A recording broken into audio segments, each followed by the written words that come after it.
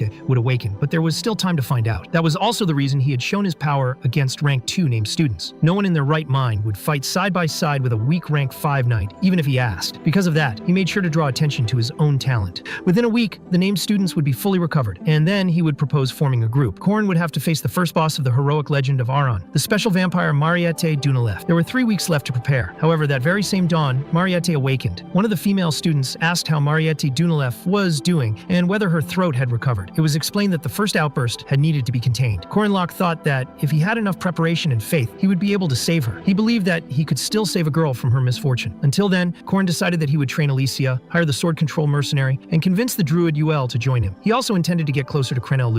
Everything seemed perfect. If he prepared properly, it would be like taking candy from a child, as long as no unexpected variables appeared. However, at that exact moment, an unexpected variable was unfolding. Marietta was about to bite her own friend's neck, acting like a vampire. The next morning, Josephine commented that she should not have sent Huaran on that mission. If Huaran wanted to learn anything, she would have to receive private lessons. Meanwhile, Huaran stared out the dormitory window, seriously considering whether she should jump over the wall. That was when Corin appeared, hanging from a tree near the window. He asked her to open it, and showed that he had brought a small cake. Huaran remembered that visits were against Academy rules. Corin argued mentally that he was not invading anything, just hanging from a tree, and that Josephine was not even present at that moment. He noticed that Huaran had no visible scars. She had been forbidden to go out and to receive visitors because of what happened in the hunting field. Corin understood Professor Josephine's concern. After all, Huaran was a special demi-human. Even so, Huaran explained that Josephine had not only gone out, but had been gone for more than 4 days. The information shocked Corin so much that he actually fell from the tree. Even so, he quickly recovered thanks to a warrior's persistence, and decided that he would see her later. He ran off because if Josephine had left the most dangerous person in the academy alone, something very serious was happening. The most skilled teachers were on the move. At the same time, Corin had his request for a visit denied. There was a guard in the infirmary, something far too strange to ignore. He tried to justify his presence by saying that Josephine had asked him to bring something to eat and drink. The guard believed him, thinking that she really took good care of those under her responsibility. Even so, the request to visit Marriott was denied. Isabel, who was supposed to be under protection, had disappeared, and the mere presence of a guard in the infirmary already raised suspicions. The more Corin thought about it, the more uncomfortable he became. There was a rune hidden in the sandwich. When the guard ate it, he felt immediate nausea and ran to the bathroom. Corin entered the infirmary right after, wondering if this was really happening. Everything was happening almost a month earlier than expected. He hoped that his suspicions were wrong. The person lying in the infirmary was not Marriott, but Isabel. When he saw the vampire marks on her neck, Corin had no more doubts. Marriott Dunalef had awakened as a vampire boss 3 weeks earlier than planned. To defeat Marriott, the final boss of the first act, there were 4 strategic phases. The first dealt with the monster horde. The second involved trapping her with magic circles and dealing continuous damage. The third was facing a crazed enemy of the Blood Realm. After knocking her out, the final phase followed, the core of the attack. Even without the main player, a combination of the named first-year students would normally be enough. However, Alicia was injured because of him. Dron had his weapon broken because of him. Corin had his golem destroyed because of him. All the named first-year students were out of combat because of his own actions. In the original storyline, after finding the vampire killer of the City of Mist, Marriott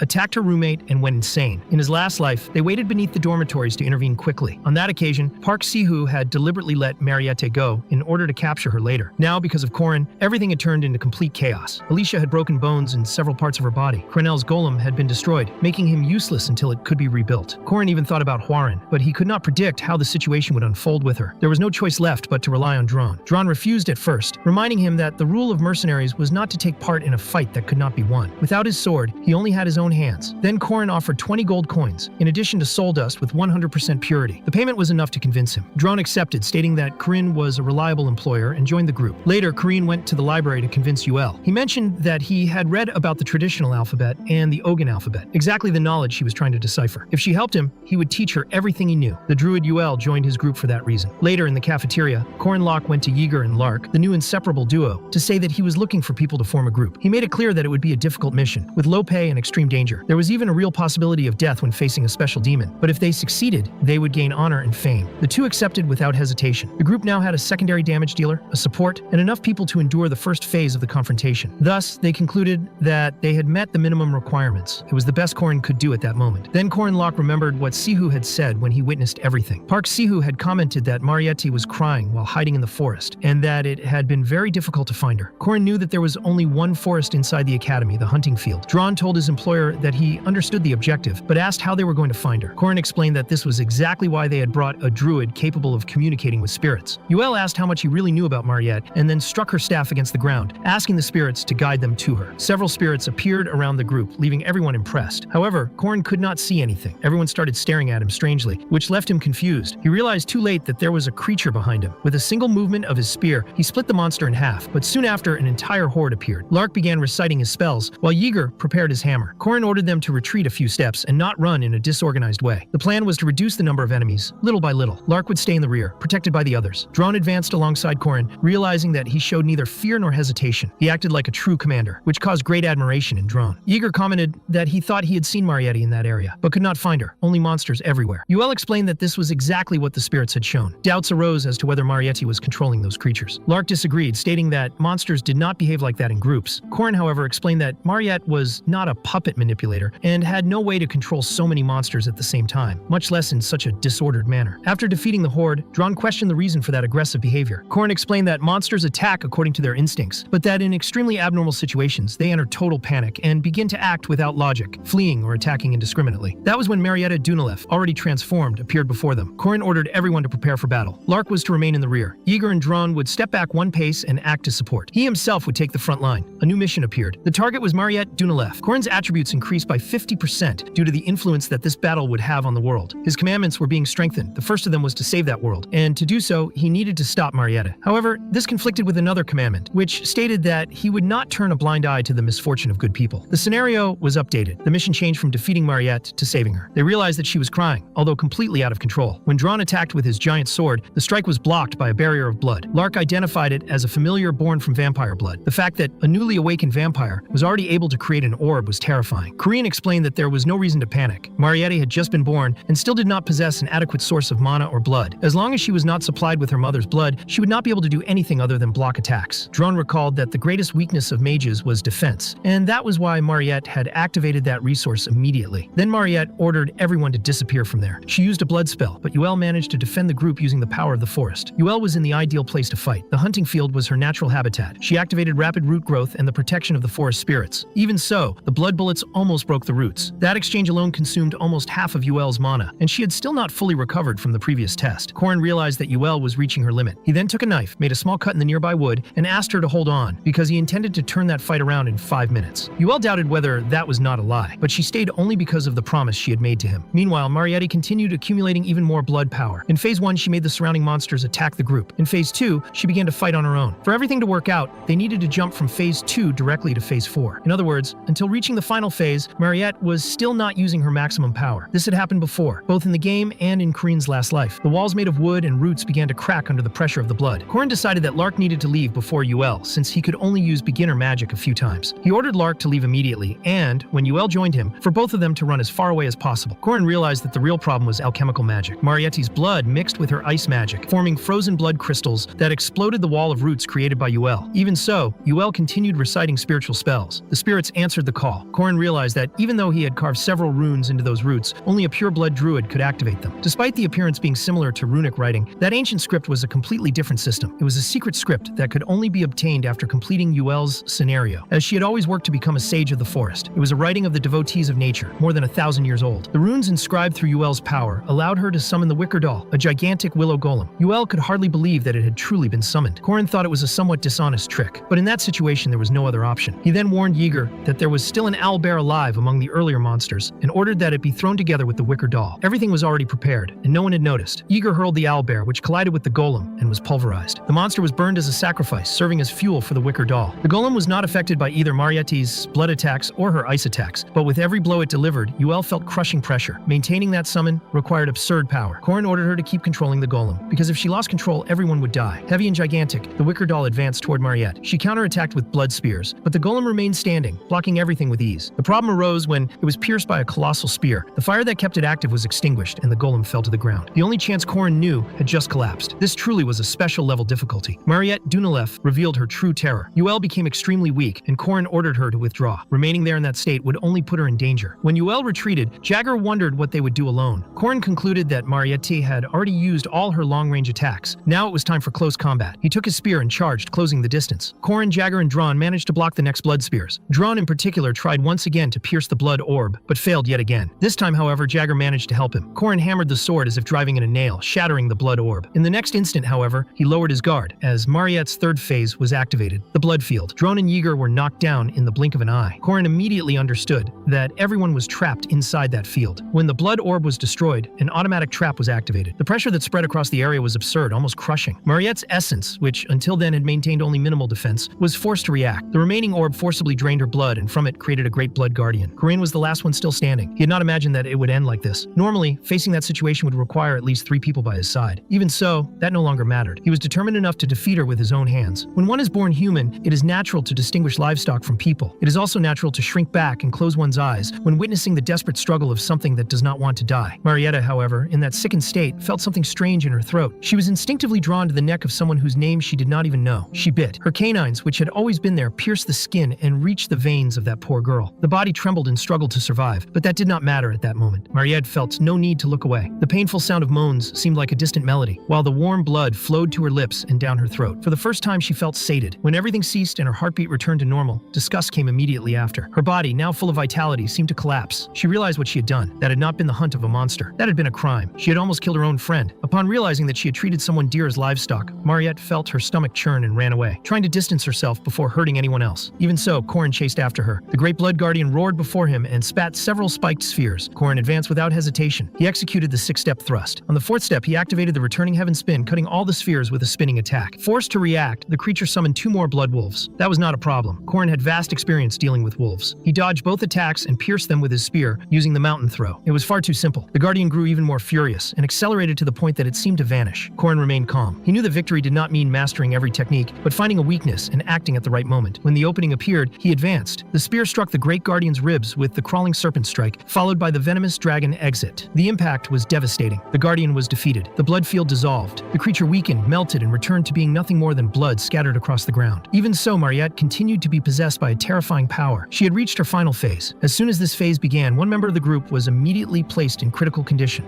For that reason, she could not be defeated by a single person. At that moment, Corin was completely alone. Overwhelmed by bloodlust, Marriott advanced, ready to finish him. With no one to help him, Corin was struck directly in the neck. Marriott activated blood absorption and began to drain his life. Even so, he endured. Corin possessed the regeneration of warrior persistence. He withstood the damage while returning to that vampire the same gentleness everyone knew. In the end, he was an adult facing a lost child. He gently stroked her head, remaining steady. Little by little, Marriott began to realize what she was doing. Not even historical figures had managed to resist this impulse. Duke Sabantia awakened as a vampire and drained the blood of his own servant. Even great commanders of the past failed before this thirst. Marriott, who had always lived by feeding on monster blood and drinking seawater, only worsened her condition. Instead of relieving it, that made her thirst even more intense. It took a month for Marriott to be captured by Park Seihoo in the other life. Even so, throughout the entire period she was free, Marriott killed no one. She resisted the temptation, and because of that, Corin wanted to believe that a different ending could still exist. When Marriott realized what she was doing, she apologized to her junior. It did not matter how many times Corin had nearly died, nor that she was only a first-ranked mage. The fact that she was a vampire was also secondary to him. Corin did not see her as a mere source of income, as Seihoo did, but through the teachings of his master, whom he met in that world. That woman, whom he initially despised for being only a game NPC, protected him by saying that he was still just a child. As the chosen successor in her final moments, and as a disciple who studied her teachings, it was natural that Corin now acted like an adult. Because of that, he made it clear to Park Seihoo that he would follow a different path from his. Later, in the special prison created personally by Professor Josephine, Marriott was sitting inside the cage, eating a sweet potato. Even though she was imprisoned, Corin went to visit her. He asked for permission to enter, and the professor asked whether it would be safe. Corin answered yes, and said that he trusted her. Upon entering the cell, Corin asked Marriott to eat slowly so she would not choke. He truly thought her sense of taste would change after becoming a vampire, but it did not. She still loved potatoes. Marriott explained that potatoes had always tasted great, were resilient and delicious, and that there was no way not to like them. When Corin approached, Marriott asked him not to come closer, saying that she smelled bad. Corin replied that when she had drained his blood, she had not been clean either. Even so, Marriott stepped back and stayed far away from him, even inside the cell. She confessed that she was afraid, because she thought she would die that day. Corin reflected that he met Huaran and ended up awakening something in her. He was the one who changed the fact that Huaran would not participate in the hunting field. Huaran, by coincidence, met Marriott during training. Huaran had to use her true power, which ended up triggering Marriott transformation. Despite everything, Marriott was deeply impressed by Corin. She wondered how he managed to stand up and not give up. Everyone had always mocked him, but he persisted and in the end managed to win. To her, he was incredible. Corin thought that was an exaggeration. He said he was not that impressive and that he simply liked happy endings, where the good guys are rewarded and the villains punished, simple and instructive stories. He said that Marriott was a wonderful person, kind and beautiful, and that he wished she could also have a happy ending. What he truly meant was that he wanted to save her and that he had enjoyed doing so. Marriott became extremely embarrassed. She said she needed to finish washing the potatoes and asked him to leave. Corin agreed without any problem and said he would see her later. Then he left through a portal together with Professor Josephine. Alone, Marriott thought that it had been good to be comforted, but she was still not sure about anything. She did not know if she truly had the right to be happy. Later, Corin reflected that Marriott would be temporarily isolated. This normally happened in the game's story. He believed that this isolation would end soon, as long as the representative Huaren went to school without problems. Even if Marietta had awakened as a demi-human, most people would not feel threatened by it. While walking through the corridors, Corin was approached by the headmaster. The man said that this was the first time they had met in person and asked how he was doing. Corin replied that he was doing great. Then the headmaster explained that he wanted to talk about Mariette's case and her punishment. Corin was caught off guard, as he did not expect her to be punished. He tried to explain everything, but the headmaster said that the decision had already been made. Corin still tried to convince him otherwise, mentioning that Mariette was a senior student, but he was interrupted. The headmaster said that it had only been a test and revealed that there would be no punishment at all. He also did not believe that Mariette was dangerous. What he wanted was to observe the attitude of someone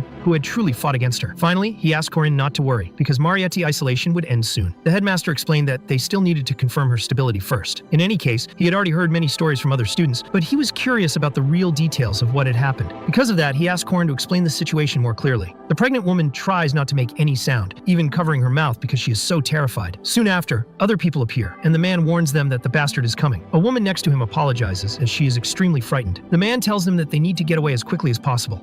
The headmaster sincerely thanked Corin for helping to prevent a great danger caused by the inexperience and complacency of the adults. He also apologized and said that if Corin needed anything in the future, he would do his best to repay him. Corin thought that he was a headmaster worthy of an academy, someone who recognized his own failures and tried to take on more responsibility. That reminded him of his master. He recalled the words she had said to him in his past life and, because of that, decided to trust the headmaster goodwill. The only request he made was for the man to raise his head, as there was no need to humble himself like that. Later, lying on the prison bed, Marietta remembered the moment when Corin saved her with his strong arms. She felt warmth and affection coming from him. In that moment, all she could do was apologize and cry. Since Marietta had always been someone who cared more about others than about herself, guilt took over her heart. Because of that, she did not resist Professor Josephine magic at any moment and accepted being imprisoned. She remained alone behind the iron bars. When Corin came to visit her, Mariette pretended to be fine, but in truth, she was completely exhausted. She saw herself as a beast, a monster, a demon, an enemy of humanity. Even so, Corin wanted to see her reach a happy ending. His words sounded kind and sincere to her. Mariette remembered the devotion of that boy who did not hesitate to put his own body at risk to save her. That warm and intense moment, combined with his goodwill and sincerity, made her face blush slightly. Mariette realized that this fragment of her life would be forever etched into her memory. Sin embargo, Isabel fue a visitarla.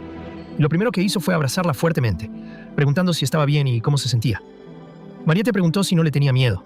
Isabel se disculpó y dijo que había visto todo antes de desmayarse, incluida la cara de Mariette, llena de arrepentimiento después de la mordida.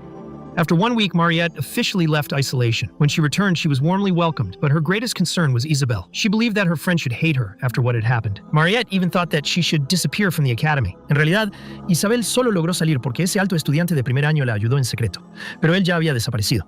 Aún así, Mariette sabía exactamente quién era. Una vez más, había sido ayudada por Corin. Pensar en él comenzó a suceder cada vez con más frecuencia.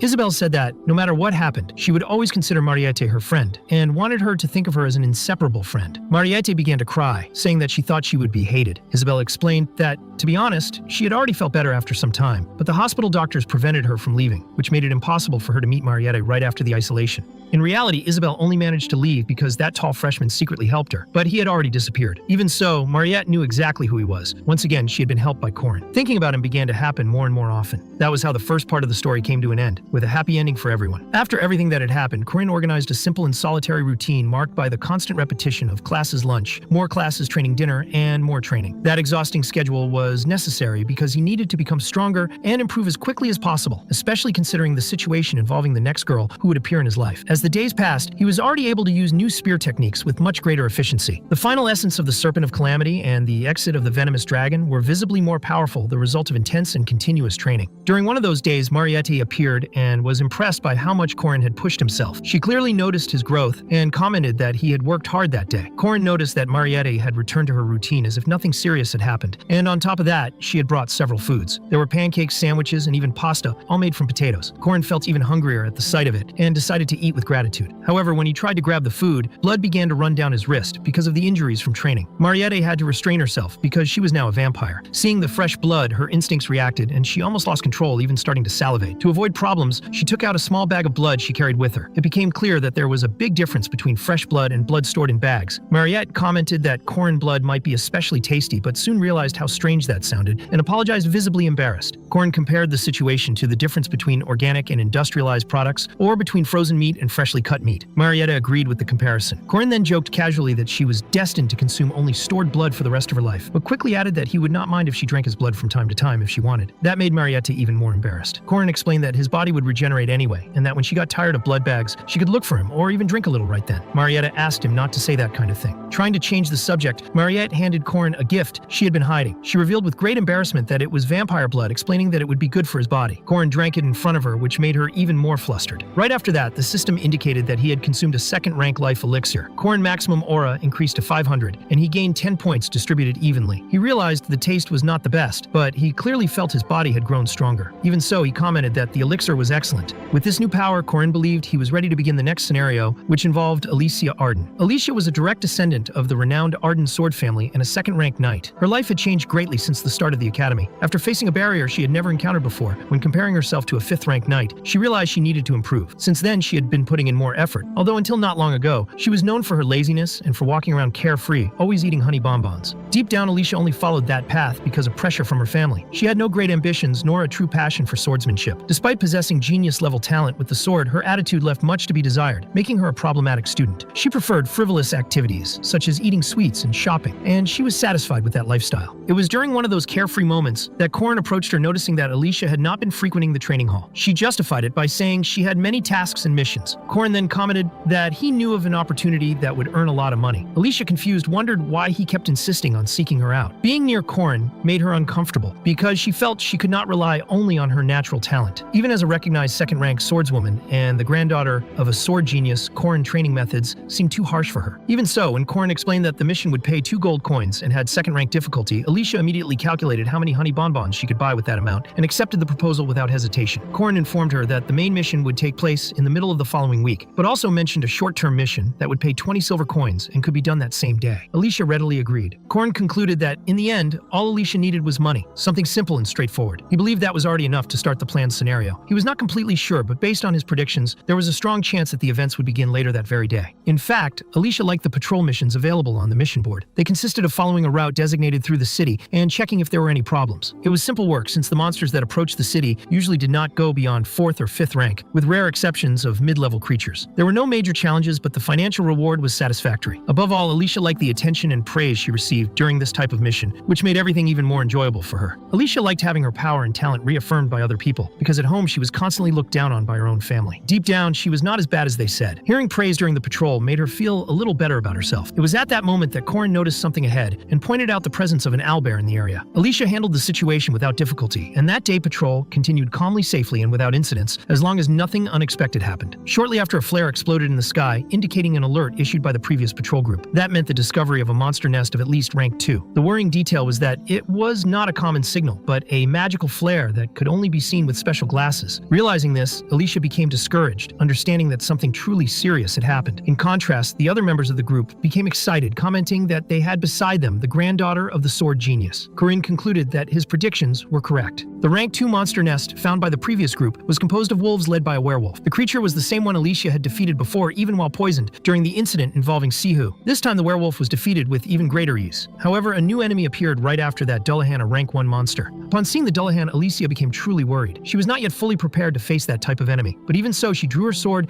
and executed the Arden-style single-strike domain rupture. Despite the strength of the attack, the Dullahan, still mounted on his horse, managed to evade and counterattack, grabbing Alicia with his claws made of bone. Realizing she would not be able to defeat it alone, she asked Corin for help. The pride of a warrior was not something Alicia possessed, but one of the soldiers warned that Corin was busy facing another monster at that moment. At the instant Alicia was about to be struck by the Dullahan blade, the creature's skull was shattered by a powerful blow. The monster fell dead to the ground like a sack of potatoes brought down by Mariette. When Alicia tried to give thanks, she immediately recognized the sword used in that attack. The owner of the weapon stated that Alicia remained weak and lazy as always. That person was Lunia Arden, the eldest daughter of the renowned Arden family and the likely successor to the path of the sword genius. She questioned what was wrong with Alicia, criticizing her lack of retreat, identifying the Dullahan, her inadequate analysis of the enemy, and above all the fact that she had drawn her sword recklessly. Before Alicia could even apologize, Lunia made it clear that apologies were not enough. The consequences of Alicia's actions were entirely her responsibility, and hasty attitudes like that put other people in danger. To correct her posture, Lunia delivered a firm blow to her sister's shoulder, reinforcing that swordsmen of the Arden family should always appear and maintain confidence. Next, Lunia turned her attention to Corin, who wondered if he had been noticed while observing Alicia and pretending to be busy.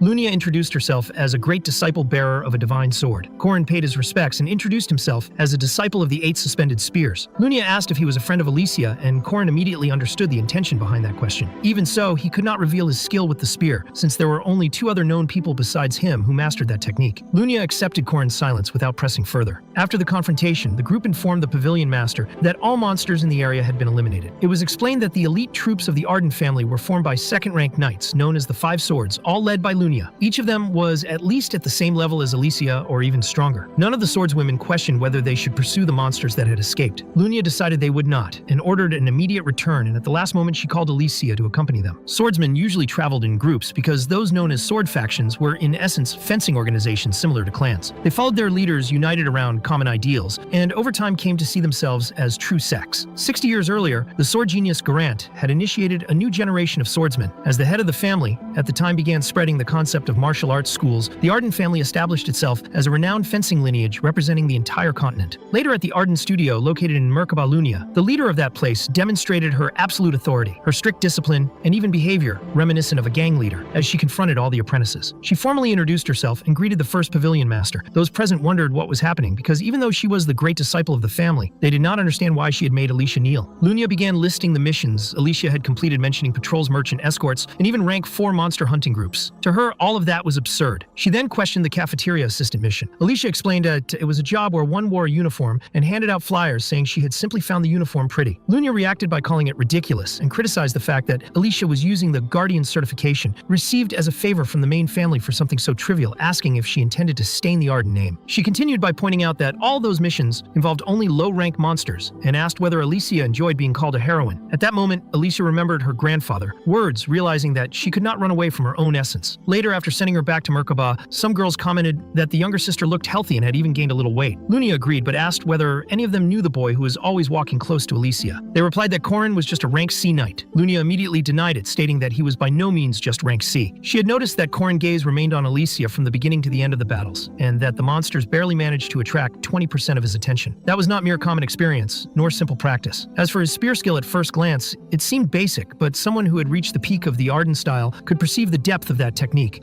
Lunia knew the path of that spear art. Although she believed it had been only a brief encounter, she was satisfied that Alicia Friend continued to stay by her younger sister's side. She commented that she had received a request from the academy and that she might have the chance to see that boy again. The next day during Corin's next training, it became clear that whenever Marriott, also known as the Lady of Potatoes, appeared, she brought a large amount of food. There was potato pie with minced lamb potato fritters, potato pancakes, and potato pasta. Corin ate while asking about the meat. Marietti asked if he had noticed that it was fresh meat. Corin felt emotional, thinking that while she lived a sad life as a vampire, consuming frozen meat, he was there eating something so delicious. It was delicious and moving. Marietti said that next time she would bring a steak or perhaps oxtail. Corin held her hands and said that he liked that very much. She asked if he was talking about the food, and he confirmed, saying that in that case he would be happy if she brought oxtail next time. Mariette commented that he had big hands full of scars, the hands of someone who worked hard. At that moment, Isabel approached and caught the scene, becoming quite shocked. Mariette told Corin that she would see him later and left with Isabel to avoid her seeing anything else. Corin thought that he did not really understand the children of that city. In his previous life, he had not managed to date even once for 3 years because of Seihoo interference. He had had some affairs, but never managed to maintain a relationship because Seihoo ended up killing all the women involved. His current relationships, even if platonic, were completely different from those of his past life. Sometimes Yuel brought him rare and precious mushrooms from the forest. After that, they went straight to the library and began the Ogham alphabet lessons. Drone also looked for him frequently, but Corin considered him more of a useful colleague than a friend, since the two always ended up fighting monsters together. Whenever difficult missions appeared, Drone asked for his help. Even so, the people Corin spent the most time with were Jiger and Lark. At that moment, however, the two of them became frightened when someone appeared behind Corin. He turned around and wondered if it was a monster. Technically, it could even be considered one. It was Hwarin standing right behind him. Corin thought that she really was a kind of monster, but she only mentioned the promise related to food. He then remembered that he had promised to pay for a meal for her more than a month earlier. Corin told Jiger and Lark, who were terrified, that they could leave. The two ran away. way. Later, Corin took Corin to a seafood restaurant because he thought she resembled a cat. She truly loved the fish, but ate it in a somewhat strange way. Corin explained that it was not respectful to the food and that one needed to savor every aspect of it. He placed the fish on top of some rice and explained that instead of just consuming it, was important to observe smell and appreciate the aroma. That was respect for food. Corin learned the lesson and began eating that way. Even so, Corin remained worried about other matters that still occupied his mind. The production of the weapons was almost complete. It was still a bit early, but Corin Lock knew that the second part would begin soon. The introduction of this new phase was the exam week, and Yeager was completely desperate because he had studied nothing. Lark commented that there was no point in trying to learn something minutes before the exam. Yeager complained that Lark should have been stricter with him, while Lark asked whether Corin had studied. Corin replied that he did not need to worry, because it was not the first time he had taken that exam. However, when he received the assessment, Corin realized that it was very different from the previous ones. There was an extremely complicated math question. When the exam ended, he was completely exhausted. His answer sheet was blank. Even Yeager had managed to answer at least 2 questions. It was at that moment that Corin realized something important. In his past life, he had never truly studied. He only focused on advanced skills and never delved into the basic knowledge of that world. Even so, he calmed down because a written exam like that was not decisive. He intended to redeem himself in the festival conference hall. The highlight of the semester exams was one of the easiest events in the game. It was the optional test, a valuable opportunity to recover the grades that had plummeted in the written exam. In these tests, teams of 15 students faced professors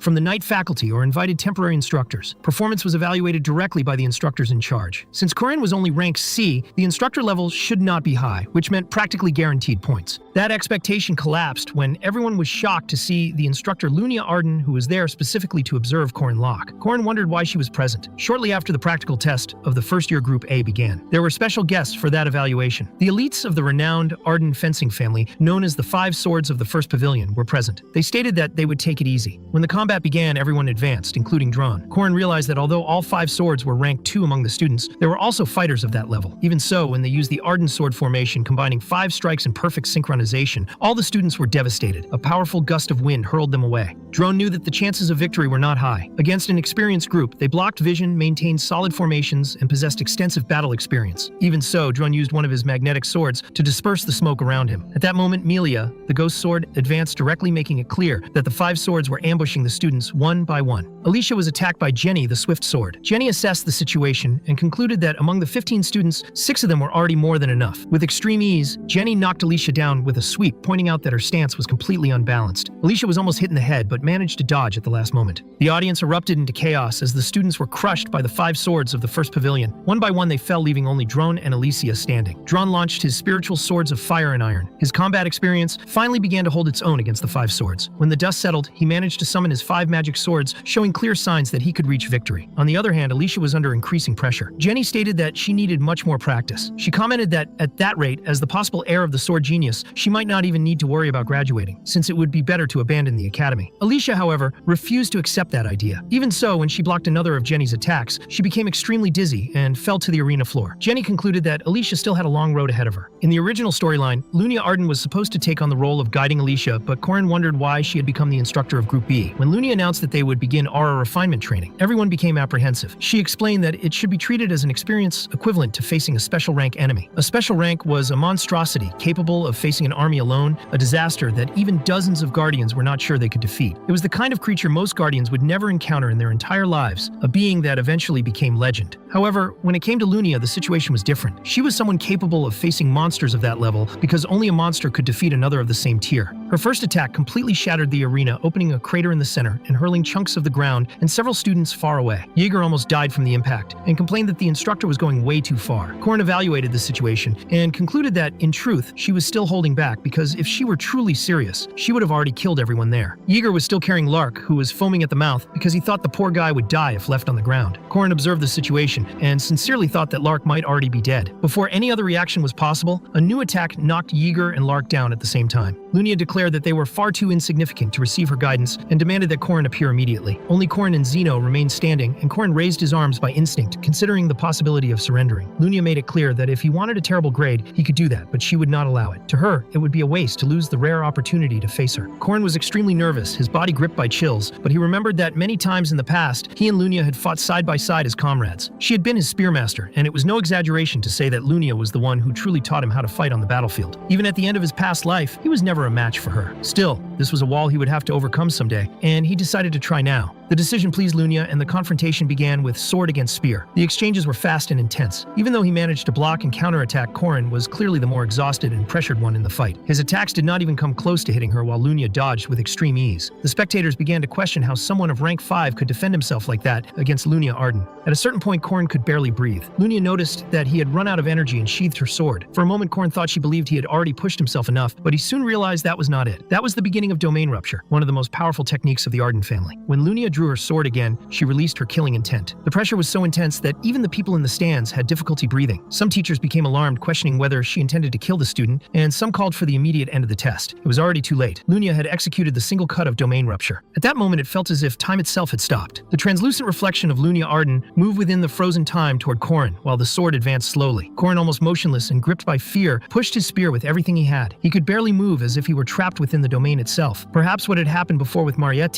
had only been a coincidence. Perhaps he could no longer control that power. Still, he took a deep breath and understood that he did not need to be perfect. He only needed to move forward one step at a time. The tip of Corin's spear collided directly with the edge of Lunia's sword, causing a massive explosion at the point of impact. Lunia recognized that it had been pure instinct, not knowledge. It was a sensation of omnipotence, as if he were at the center of the world. In the end, Corin managed to respond to the domain. Lunia decided to end the test right there, and judged that more important than anything else, Corin needed a better spear since his equipment was far too weak for his abilities. The proof was right in front of everyone, because Corin's spear had literally been split in half. Meanwhile, Alicia watched everything with completely unfocused eyes. Lunia commented that the test itself was not even that important to her, and questioned whether Corin had avoided the fight simply to show his domain. She also made it clear that she knew Alicia's talent. Corin reflected that even though he had lost the fight, he had achieved his objective. Lunia informed him that she would remain in the city for a while due to a job, and left a clear warning for him not to be arrogant or try to interfere. She herself would crush the threat she intended to face. Shorin thought that now that Corin had shown his domain, perhaps things would not unfold exactly as Lunia planned. Shortly afterward, it was announced that by unanimous decision of the instructors, Corin had received the highest grade and additional points in the practical exam. Many students felt the result was fair, since he had practically fought Lunia alone. Some teachers disagreed, saying it made no sense, while another recognized that he was the same student who had tried to capture spiritual bodies. Fermax wondered how he was using techniques that seemed to belong to someone else. A few days later, Corin went in search of a better weapon, since that need had existed even before Lunia mentioned the problem. The blacksmith grew suspicious, and wondered who the hell that boy was. The academy provided precious and rare ingredients without hesitation, yet he still questioned how Corin knew his family's secret methods. Corin treated it as something insignificant, since he had performed that process many times in his past life. To acquire ingredients that expensive, it would normally take several hundred gold coins, and there were hardly any players willing to pay everything in cash. The common method was to craft weapons using ingredients obtained in scenarios or missions. Even so, Corin possessed special soul powder, a rank 2 runic stone, and a rank 1 silver stone, in addition to the unconditional support of the director. With that, he could obtain one of the few weapons capable of controlling domain. In the end, he obtained a legendary weapon, the Spear of the Silver Knight of the Shadow Realm. Meanwhile, Alicia was overtaken by bad memories, recalling the first time she had taken part in a real battle. She remembered splitting a rank 5 monster in half, and the grimace she made upon seeing blood and entrails scattered across the ground. The smell of human blood, however, was completely different. Even though it was her first experience, she instantly recognized that intense and terrible odor, which represented nothing but the final spasms and agony of a life fading away. At that moment, Alicia was heading out to work again, this time on a real mission. Capturing a werewolf would earn 70 silver coins, which was far better than the other urgent mission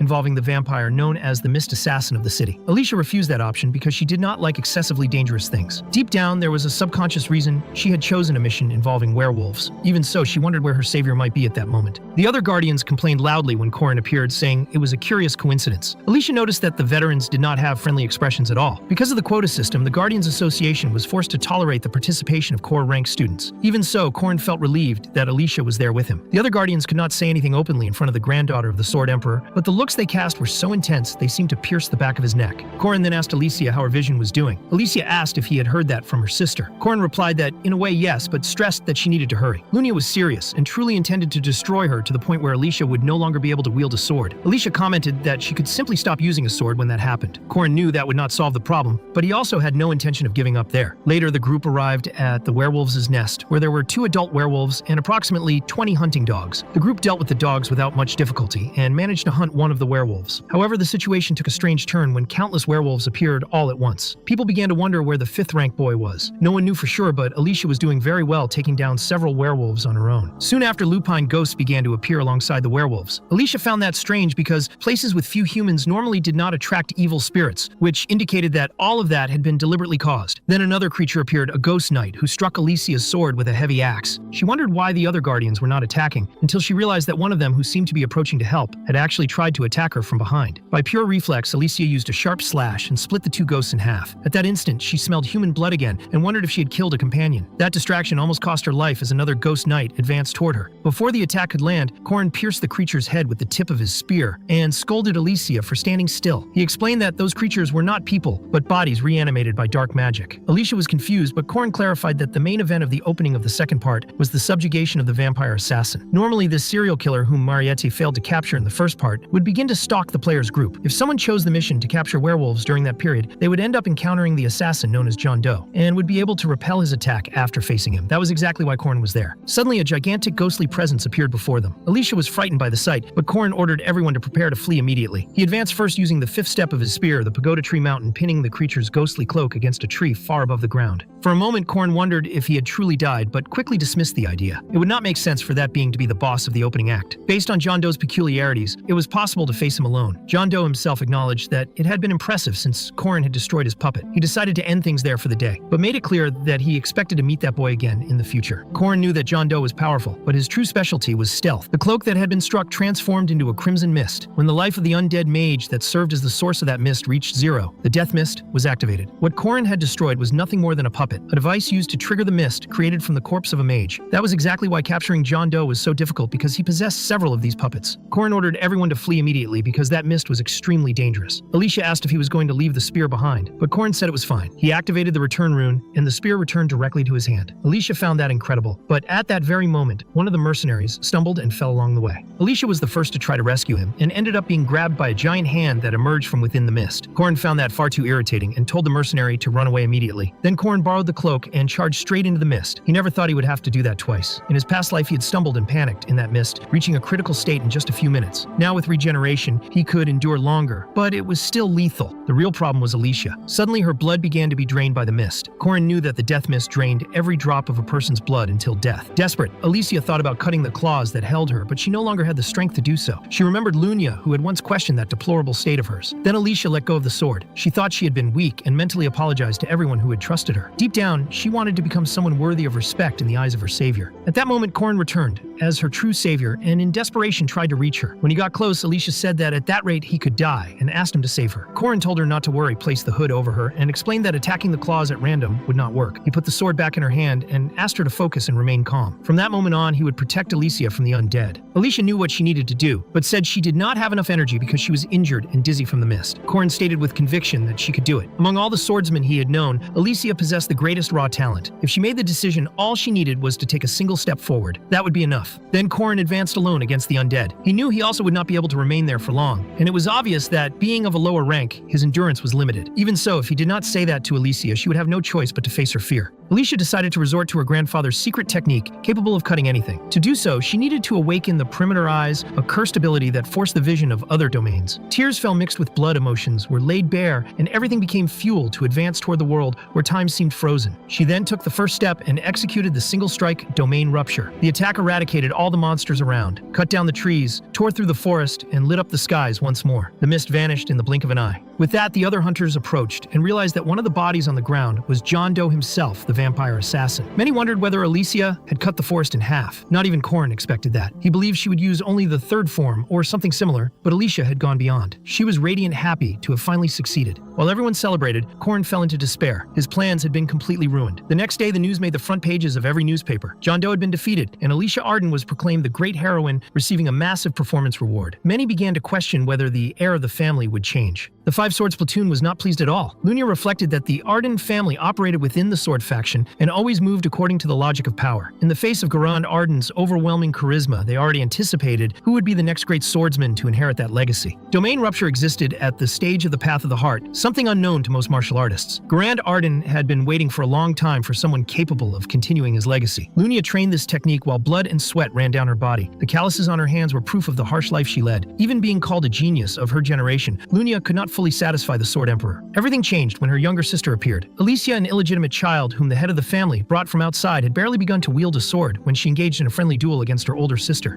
Lunia never imagined that one day she would worry about her as if she were a rival. In an unexpected moment, Alicia counterattacked as if she had been chosen by the path of the sword itself and landed a nearly lethal blow. Lunia could not even see the attack. It was not a matter of speed, but of pure domain. At that instant, Alicia took a deep step into the true path of martial arts, and Lunia wondered how that was possible. A small child, seemingly lazy, had done something that had taken her years to achieve. Then Lunia remembered the title her grandfather used to mention a distorted nature that ordinary mortals could not comprehend. Alicia possessed the talent of a demon. After that, the grandfather named Alicia as the main candidate for the future. She exceeded everyone's expectations, but even so, she was still Lunia's younger sister. The memory of stroking the hair of that half-sister, who had grown up abandoned by her paternal family, remained kept somewhere deep in her heart. Meanwhile, the five swords approached and asked if Lunia was all right. She noticed their concern and thought that she wished Alicia would also enter the domain. If she could see that sword one more time, perhaps she would be able to reach the level of her own grandfather. That was when Lunia summoned everyone to prepare for the sword challenge. Sometime later, Corin visited Alicia, who was recovering in the infirmary. He asked how she had managed to use the domain rupture, since seeing with the perimeter eyes did not, by itself, mean being able to execute the technique. Alicia replied that she simply believed she could do it, because Corin believed in her first. Corin sighed, thinking that he also wished he were a genius like her.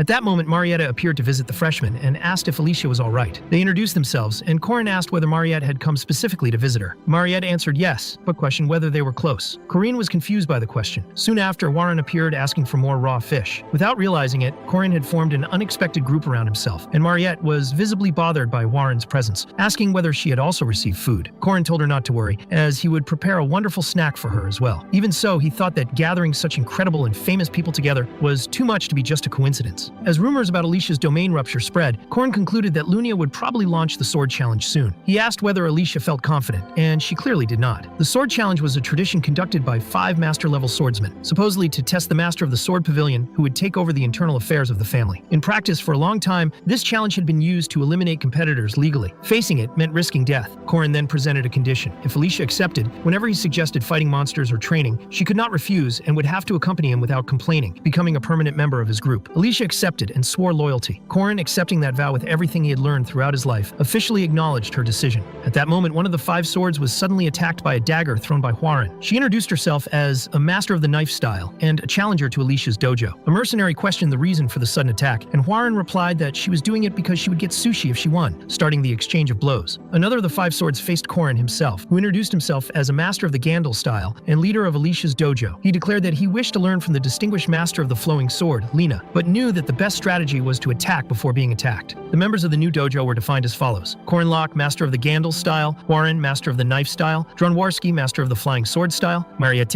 master of the Gandalf style; and Alicia Arden, director and master of the new dojo. As a result, the 5 swords of the first sword pavilion of the Arden family were defeated, not merely beaten, but completely annihilated. Lena asked Corin why he was doing all of that. He replied that it was to develop a new dojo like theirs, increase its fame, and expand aggressively. Corin knew this would end up featured in the media, because, according to family rules, the sword challenge was officially a test to choose a pavilion master. In reality, even Corin knew that it had always been just a way to crush competitors. For that reason, he explained that he would change the structure of the confrontation into a dojo challenge. The proposal would be to defeat the 5 swords one by one, following the traditional format of a martial arts dojo. In the end, the true objective was a one-on-one battle, sister against sister. Alicia thought that if she won and proclaimed Lunia's strength, no one would be able to touch her after that. For this reason, she decided to begin right there. The registration fee for a dojo involved the cost of purchasing the space and hiring a mercenary responsible for validating the challenge. All of this was handled by Marriott, who paid the initial expenses. She planned to be reimbursed as soon as she received the reward from John Doe's mission. Lunia approached, assessing the situation as interesting, but making it clear that it was still a mistake. To her, if Alicia wanted to run away, she should have fled the moment she saw her. It was evident that the dojo challenge had not been her idea either. Lunia's reaction confirmed that the plan had come from Corin Lock, although Corin himself gave Alicia the opportunity to say something in her defense. Alicia then formally proposed a friendly duel to the master of the sword pavilion, Lunia Arden, now as the new master of the Arden dojo. Lunia accepted the duel, making it clear from the beginning that she did not use training swords or non-lethal weapons. Alicia showed that she was prepared for that. The two were ready to face each other, and the moment had come to resolve that dispute between sisters. Observing the scene, Marietta reflected that even using all of her strength as a vampire, she would have no guarantee of victory against Lunia. For that reason, she questioned Corin about Alicia's preparation. He showed absolute confidence in her. Faced with that, Marietta decided to trust as well, and the system recorded that the trust between them had reached the maximum level, with no change to the credibility ranking. Suddenly, Lena handed a bag of coins to Corin. He imagined it was a fee for dojo repairs, but she clarified that the amount was meant for a complete reconstruction. The first strike almost broke Alicia's sword, and the impact was so powerful that it completely destroyed the wall behind them. The next strike split the dojo in half. While blocking, Alicia thought about how she had always admired Lunia. When her passion for swords still burned intensely, her older sister was her greatest idol. Everyone praised her, saying she was as powerful as a fairy tale heroine. Alicia always felt encouraged around her, and Lunia usually returned that affection. All of that collapsed on the day Lunia cut down a human for the first time. Lunia advanced using her sharp aura, recalling her training. The first movement required a step backward, followed by a lateral counterattack, exactly what she executed with an irregular defense. In the past, Alicia was known for learning all the rules rigidly, but lacking skill in irregular attacks. In that moment, she proved that she had overcome that limitation, which provoked Lunia even further, nearly being knocked down by the following strike. Alicia knew she needed to compensate for her disadvantage with speed. In the blink of an eye,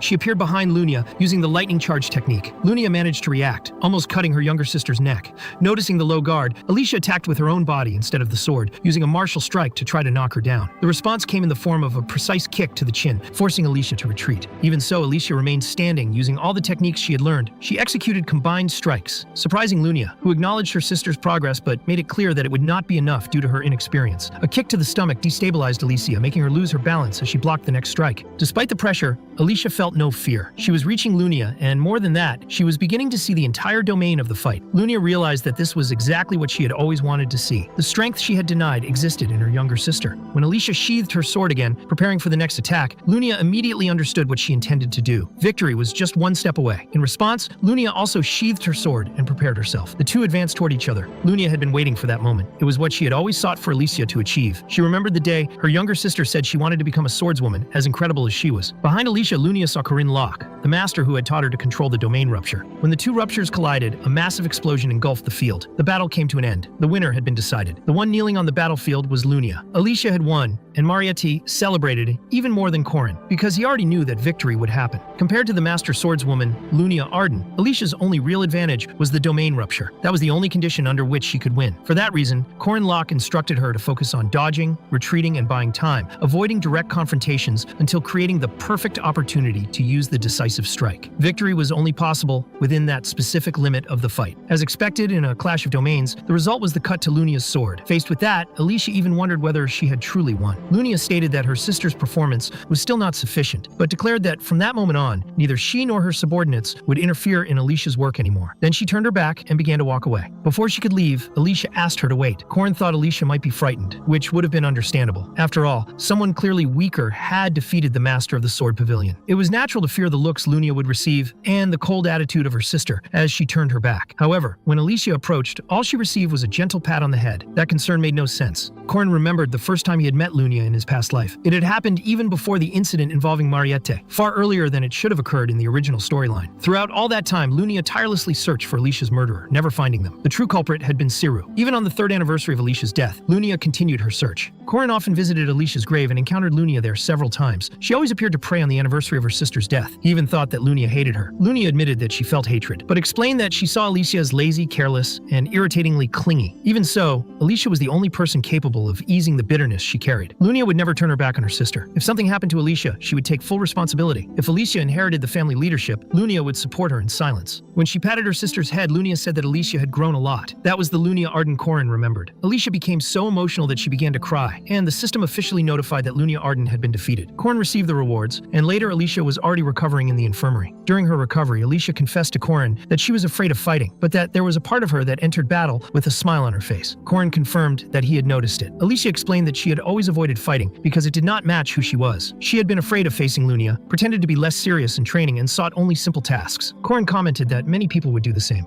Alicia stated that now that she had won, she would officially become an heir. Lunia and her followers would keep an eye on her, and if she ran away from that responsibility, her bond with her sister could break. Corin disagreed, believing that the relationship might become more distant, but would not be severed. In the end, they were still sisters. Corin praised Alicia, saying she had done an excellent job. He remembered when he was a child and was beaten by neighborhood bullies. What bothered him most was not the physical pain, but the anger at himself for being unable to defend himself. Alicia was far stronger than he had been at that age, and he hoped she felt proud of herself because what she had done was impressive. Alicia replied that Corin was a strange person, the same age as her, but spoke like an old man. Corin asked if he really seemed that old, considering that he had lived 14 more years in that life and still carried the memories from when he was 30. Mentally, he was already past 50. After that, Alicia simply thanked him for what had happened and for the incident in the forest. She asked whether it had been Corin who saved her life that day. He was surprised, as he believed she had been unconscious. Alicia explained that she recognized his voice and his belt. Corin commented that he did not know she was so clever and admitted that now that but she knew he could not lie. Alicia said she was very grateful for everything and that he could ask for anything. Corin asked only that they be friends. Alicia accepted, saying that she had never had a companion before and thought it would be something good. She wanted to have a male friend. Corin said they would get along well, and Alicia was happy to have someone reliable by her side. Corin knew that punishments awaited those with bad hearts, while a bright future awaited those with good hearts. For that reason, he wished for better choices for those children in the future. Meanwhile, Isabel Carmen, Mariette's best friend, was extremely worried about her. At that moment, she was watching yet another clumsy attempt at a love confession directed at Mariette. A young man offered his feelings along with a bag containing his own blood, even offering his own neck. Isabel considered it complete idiocy, as it only made Mariette even more uncomfortable. However, whenever Corin Lock approached, Mariette became visibly flushed, reacting differently upon seeing that tall, muscular man, sweaty and carrying an imposing sword. Isabel Carmen was, in fact, very worried about Corin Lock, the freshman who had been getting far too close to her friend Mariette. She knew Corin was only a rough-rank C knight, but that alone was not what bothered her. The real problem was the fact that he had managed to defend himself against the master swordswoman, Lunia Arden, which made it clear that he possessed real talent. What raised Isabel's suspicion the most was that Corin and Mariette were often alone together, with the door locked. Left alone with her thoughts, she imagined what could be happening inside. At a certain point, she decided to stop and listen to their conversation. Corin was talking about a proposal related to the land they had acquired when registering the dojo. He explained that they could build an inn on that site and suggested that Mariette consider investing in the project. According to him, the profit would be tripled, a practically guaranteed bet. Isabel wondered whether that idiot was trying to do business with Mariette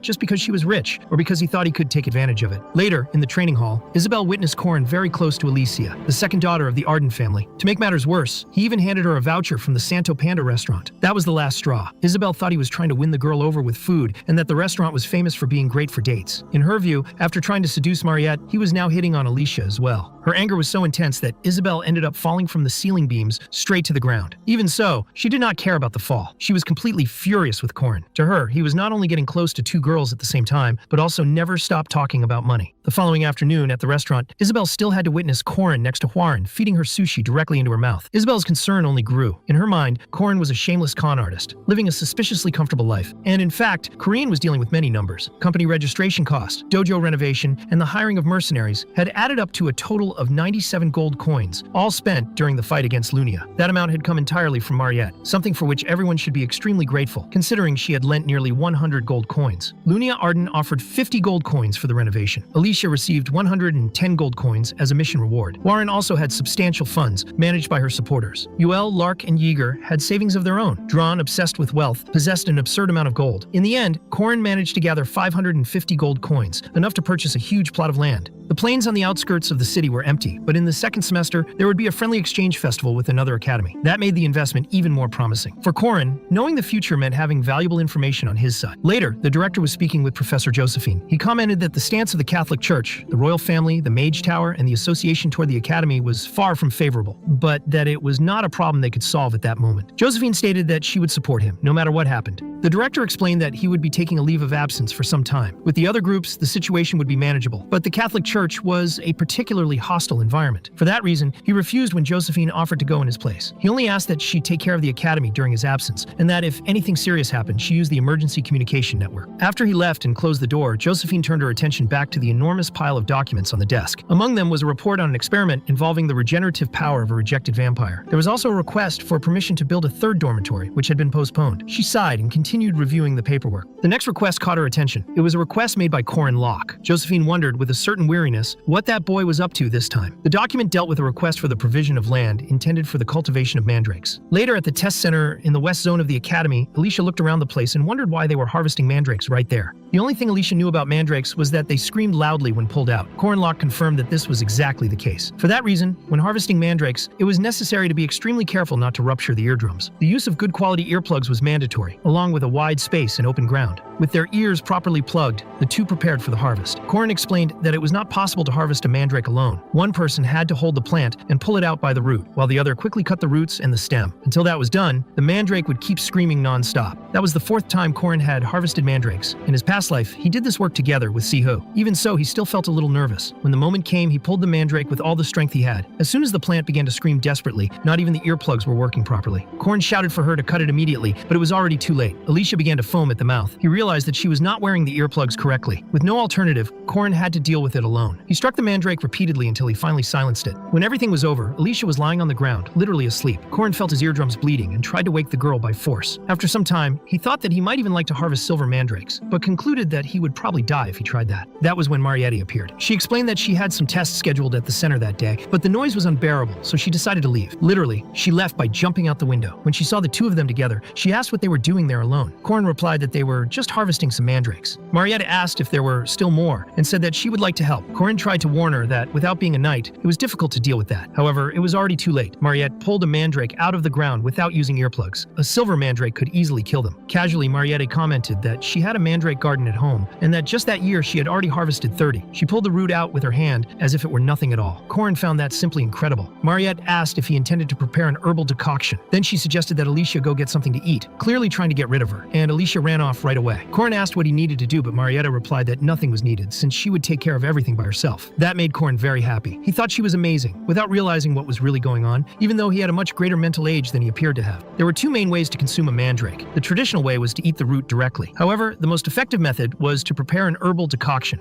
For that, it was necessary to add several types of roots and boil everything for more than 10 hours, creating an extremely potent medicine. While the mixture was boiling, Marriott asked what Corin was doing. He replied that he was a little bored, since there was nothing to do. Then he drew the runic alphabet on the ground. Marriott recognized the symbols, but said that she did not know their meaning, and asked where he had learned that. Corin explained that the runic alphabet was basically a dead language, and that it had been taught by his master. Before arriving in that new life, he spent a year learning runes and spear techniques with her. Not only martial arts, but also the original runes that she left behind. He learned not only the shapes of the runes, but also how to use them, because knowing the letters was not enough. The original runes were engraved directly onto the body, and could only be used by a single person. One of the final boss objectives was to gather and possess that original rune. Corin's master tried to pass it on, but died before that, because of that cursed enemy. Marriott asked who exactly his master was. From his knowledge of runes, she imagined that the woman must have been a member of the Mage Tower. Corin replied that she was not. She was just an ordinary person, someone who could be found anywhere. He remembered her as someone kind, who always did her best. Marriott commented that he spoke of her with great affection, and, changing the subject, asked if he wanted potatoes. Corin replied that it would be great. Then Marriott called Deokgu, ordering him to bring the highest class familiar, the captain of the vampire orb, who appeared carrying a basket of potatoes. At that moment, the familiar was so well trained and gentle that he looked just like a little puppy. Marriott commented that Deokgu was very cute. Corin Lock replied that calling him cute was a bit of an exaggeration, but reasoned that if Deokgu was made of blood, then half of the blood in his body should belong to him. Thinking about it that way, that would technically make Corin Deokgu's father. Marriott felt embarrassed, admitting that she had never thought about that before. Then she suggested that Corin play a little with Deokgu. He replied that Deokgu was not a real dog, but in the next instant, they were already playing. The result was that Corin ended up completely overwhelmed. A one-year-old vampire dog was far more energetic than he had imagined. After some time, the herbal decoction was finally ready. Corin was the first to try it. He was exhausted and sore, but upon consuming the mandrake decoction, his mana recovery capacity and his maximum mana amount increased drastically. Now he possessed truly respectable stats. Corin commented that Marietti and Alicia should drink some as well. After all, there was no reason not to. Even though it was an extremely powerful herb, the effect of the mandrake only applied once. He thought that after they consumed it, he could give the rest to Lark and UL, who would certainly be very pleased. After that, only the silver mandrake remained. Corin decided to consume it directly by the root. As soon as he ingested it, the system notified him that an aura core had been created inside him. The aura core was a container responsible for storing a knight's aura. Normally, creating one required extreme training, but now Corin already had one. As his rank increased, he could acquire even more aura cores. Marietta and Alicia immediately realized that he had become much stronger. Alicia suggested that he consume the golden mandrake as well, which would make him even more impressive. Corin refused, saying that he would do that later. Alicia concluded that consuming several herbs at once would probably be bad for the body. Corin agreed with that logic, although deep down, he had another reason for not doing it at that moment. Meanwhile, in another location, the same professor from before was discussing in the teacher's council that Corin Lock, classified as a 5th rank knight, should not remain in that position. He needed to be re-evaluated. The professors who had witnessed his feats agreed. Firma pointed out that Corin Lock had faced the swordmaster Lunia Arden directly. The confrontation lasted only 3 minutes. But even so, Corin remained standing until the end. This left the other professors quite shocked. One of them commented that perhaps Lunia had gone easy on him, since in tests, she usually used full strength even against children. Another professor questioned whether they really believed that Lunia had held back. He asked those present directly, but none of the witnesses answered. Deep down, everyone knew the truth. Lunia Arden had not restrained herself. Even so, one professor argued that increasing Corin's rank based on only a single test could be hasty. Even if there were reasons to recognize his ability, it might still be too early. The head professor then suggested that the official ranking evaluation be left to the association. He proposed that a re-evaluation under the pretext of issuing an official guardian certificate would be sufficient. The others agreed, recalling that Instructor Heyman himself had the authority to carry out this procedure. The head professor stated that this was exactly what he intended to do. With the matter of Corin Lock concluded, the council moved on to the next topic of the meeting. Even so, Firma continued thinking about the newcomer. Even a rank C seemed exaggerated when considering only the formal data. However, the duel against Lunia Arden had been undeniably impressive, and he could not stop thinking about that spear technique Corin had used. It was the technique of that other master, and he knew it. There was a real need to reevaluate that boy, and he would be there to observe. Later during class, Alicia sat right next to Corin, but he explained that the seat already belonged to Yeager. She apologized and said she would move, but he told her there was no need. When Yeager sat down in front of Corin, he shot him a clearly irritated look. He thought that he was close to the most famous person at the Veteran Potato Academy, that extremely cute girl from the demonic tribe, and on top of that, Alicia herself. Yeager was filled with envy. To him, Corin looked like he was living the life of a dating simulation game protagonist, while he himself remained completely alone. The next class would be taught by Fairmack. He informed them that, as he had said in the previous class, that day they would begin a group assignment. The class did not seem very excited, but Fairmack said he would cheer them up quickly. Since, being in a night academy, they would not receive difficult math tasks or activities like cultivating magical crops. With a snap of his fingers, he formed a large diagram made up of several sheets of paper. Then he explained that the topic of the assignment would be spear techniques. Alicia commented that Corin would do well, but he himself wondered why that would be the case. In his past life, his specialty had been boxing. Fairmack, in turn, was a boxer who used a wide variety of ranges and footwork, in addition to his specialty in shadow. He was a rank 1 knight from the Northern Vercute Academy, famous for the runic magic engraved on his gauntlets, but now he was teaching spear classes. Corin was certain that the bastard had noticed something. He saw that Fairmack was staring directly at him as if trying to test him.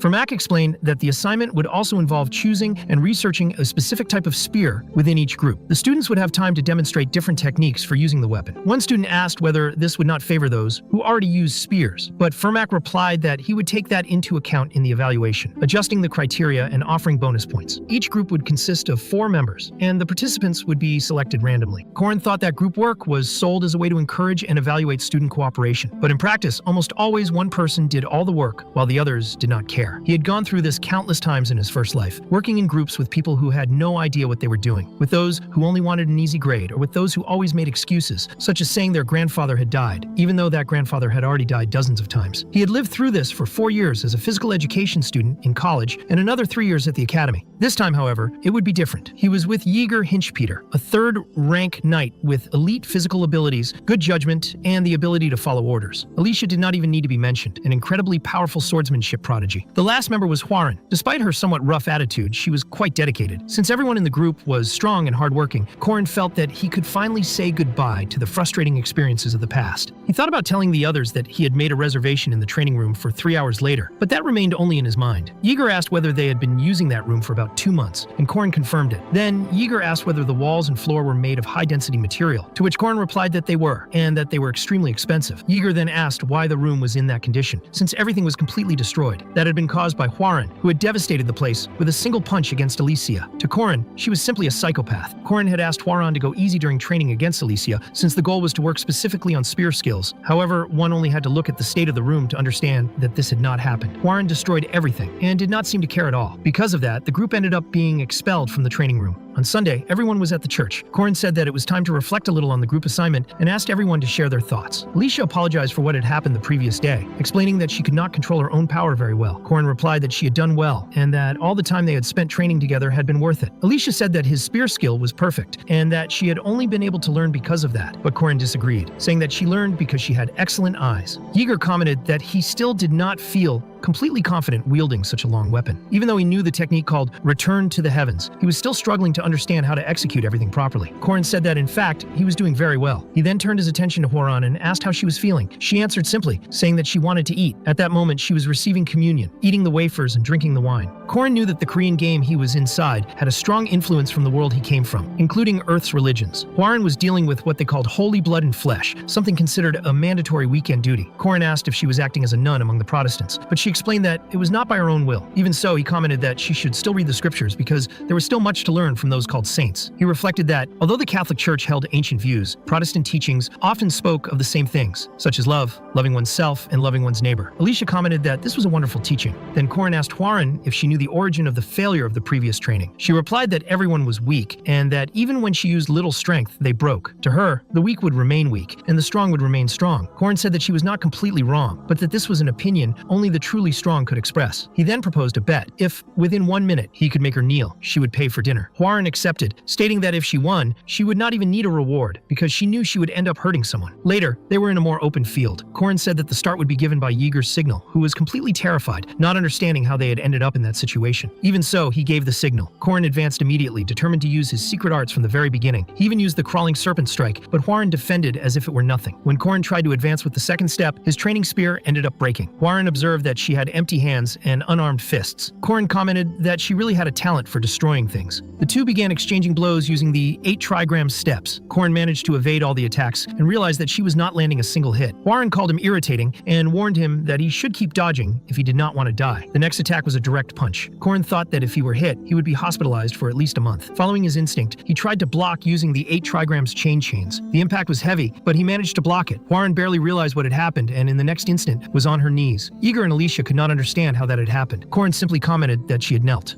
Hwarin wanted to try again, but Corin refused, stating that he had already won and that there was no reason to fight again. She insisted on a rematch, but Corin provoked her, saying that he could hear her body trembling with irritation. A few days later, Corin successfully contained the revolt of the group members. He believed that now he could gradually teach everyone to master the spear and prepare them for the presentation. However, Hwarin handed over a letter saying that she was sick. Corin knew that this was a lie. As the problem solver and leader of the assignment, he decided to use his secret weapon. He prepared a banquet. Hwarin tried to refuse, but it was obvious that her mouth was watering. Corin asked if she really thought she could refuse. She stated that she was no longer sick and lunged eagerly at the fish. Then Corin commented on how long chefs spent working to prepare a single dish. Hwarin commented that it had not taken even half an hour, but Corin disagreed. He explained that, in truth, it had been 10 years. From finding good ingredients, learning how to handle them, and preparing everything correctly, most cooks take about 10 years before they can truly present their cuisine to customers. Hwarin asked where he was going with that explanation. Corin then explained that it had taken him 3 years to become good enough at martial arts to make her kneel. Her favorite fish and martial arts had many similarities. Everything began with the correct choice of ingredients, moved on to careful preparation, and reached the stance taken before attacking. Everything depended on small details. He asked whether, after that, they were already reconciled. As an answer, Hwarin simply threw a notebook at his face. In it were written spear positions and basic principles. Corin immediately realized that she had done all the necessary research and thought that this was something a good girl would do. Alicia and Yeager were also training the spear with dedication. Thanks to Hwarin, there was no longer any concern about the theoretical part. They already had enough material for the presentation. As time passed, mid-May arrived, the first week of group presentations. The order of the presentations was sequential, and the group before them would go first. The leader of that group was Pales, who announced that the theme presented would be the 5-star spear. The presentation went without major problems. Firmak commented that it had not been bad, but warned that from that moment on, he would break through their formation. Then, the former first-ranked knight of the Kingdom of Elas, a graduate of the Northern Vercute Guardians Academy, Firmak Daemon, would face the students directly. He said that if the group could endure 10 seconds, they would receive the maximum grade. Then he ordered them to block his attack. The students were not prepared for that. Firmak advanced using a boxing stance and, in less than 1 second, knocked down the entire group. Yeager commented in amazement at his speed. Corin realized that the professor was not holding back. Firmak assessed that, despite the lack of practice, the choice of a group spear technique had been good. The grade was B, no one complained, since everyone was lying on the ground. The second group chose the technique called Northern Mortal Spear, 9 mortal dragons, but Firmak defeated them all again. The grade was C-. Then it was the turn of the third group, Corin's group. He was excited to present. The chosen theme was the Lanaja technique, the 8 trigrams of the spear. Firmak commented that the choice was interesting and told them to begin the demonstration. Yeager started by dodging the attacks. Alicia pushed the opponent's weapon downward. Hwarin advanced and pierced the unprotected enemy. Corin observed and realized that the group had done an excellent job. Firmak praised the presentation, saying that they had removed all redundancy and that, despite the simplicity, the principles were excellent.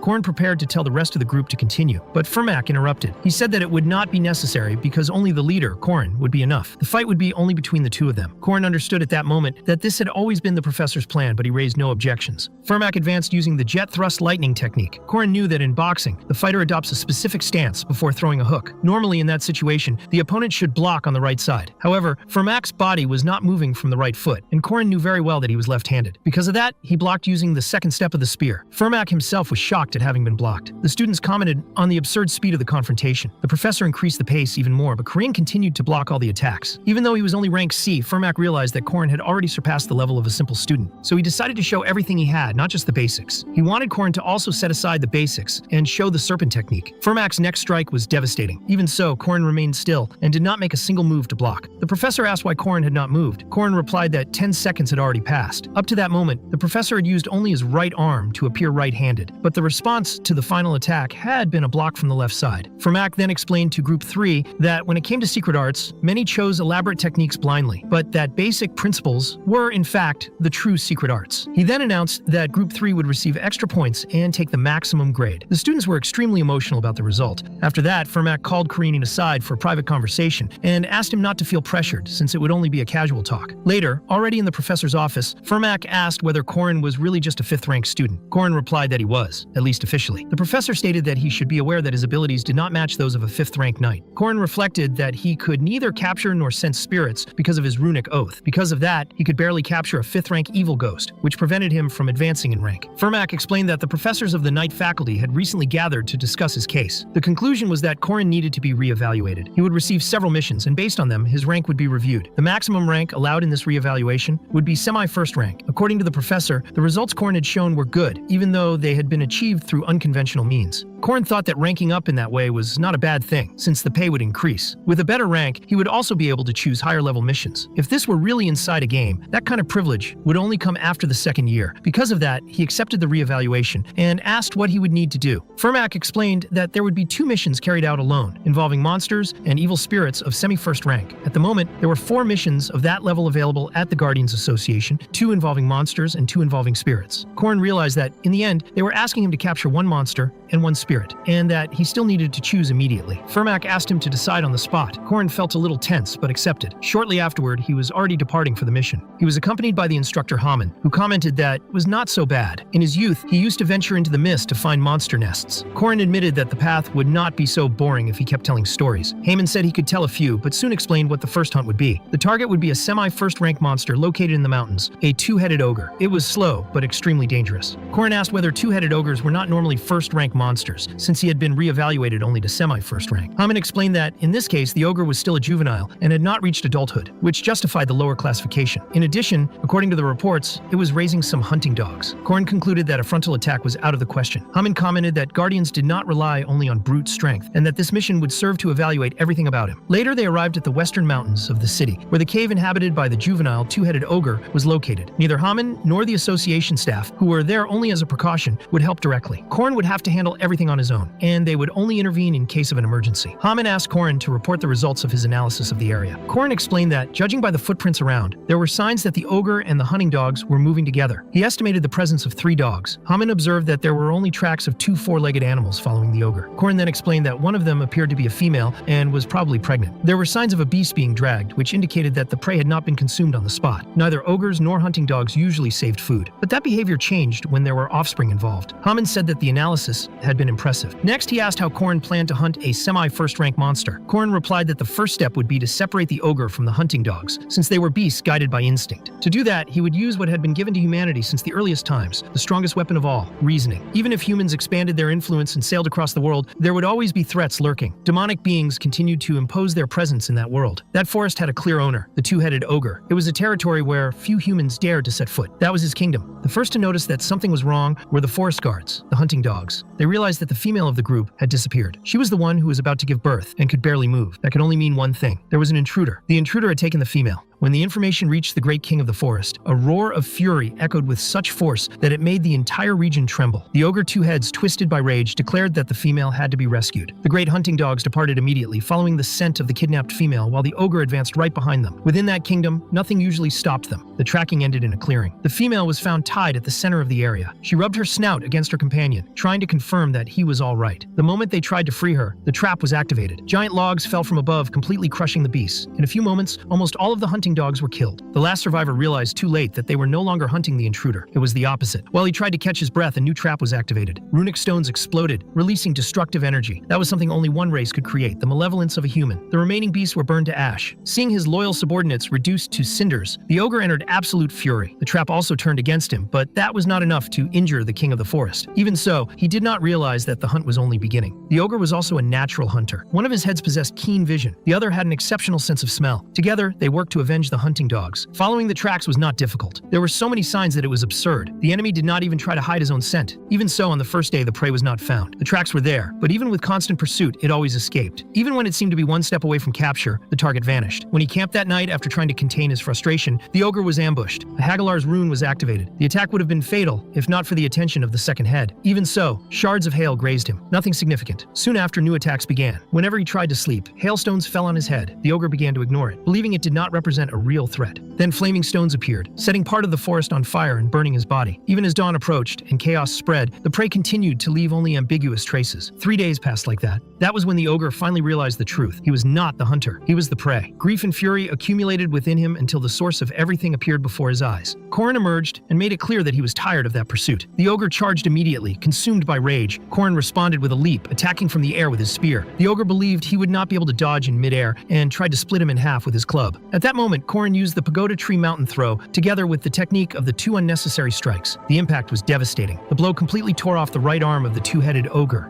Even unarmed, Corin advanced and executed the 8 trigram strike, the primordial chaos palm. The impact was so violent that it destroyed the monster's internal organs, reducing them to a deformed mass.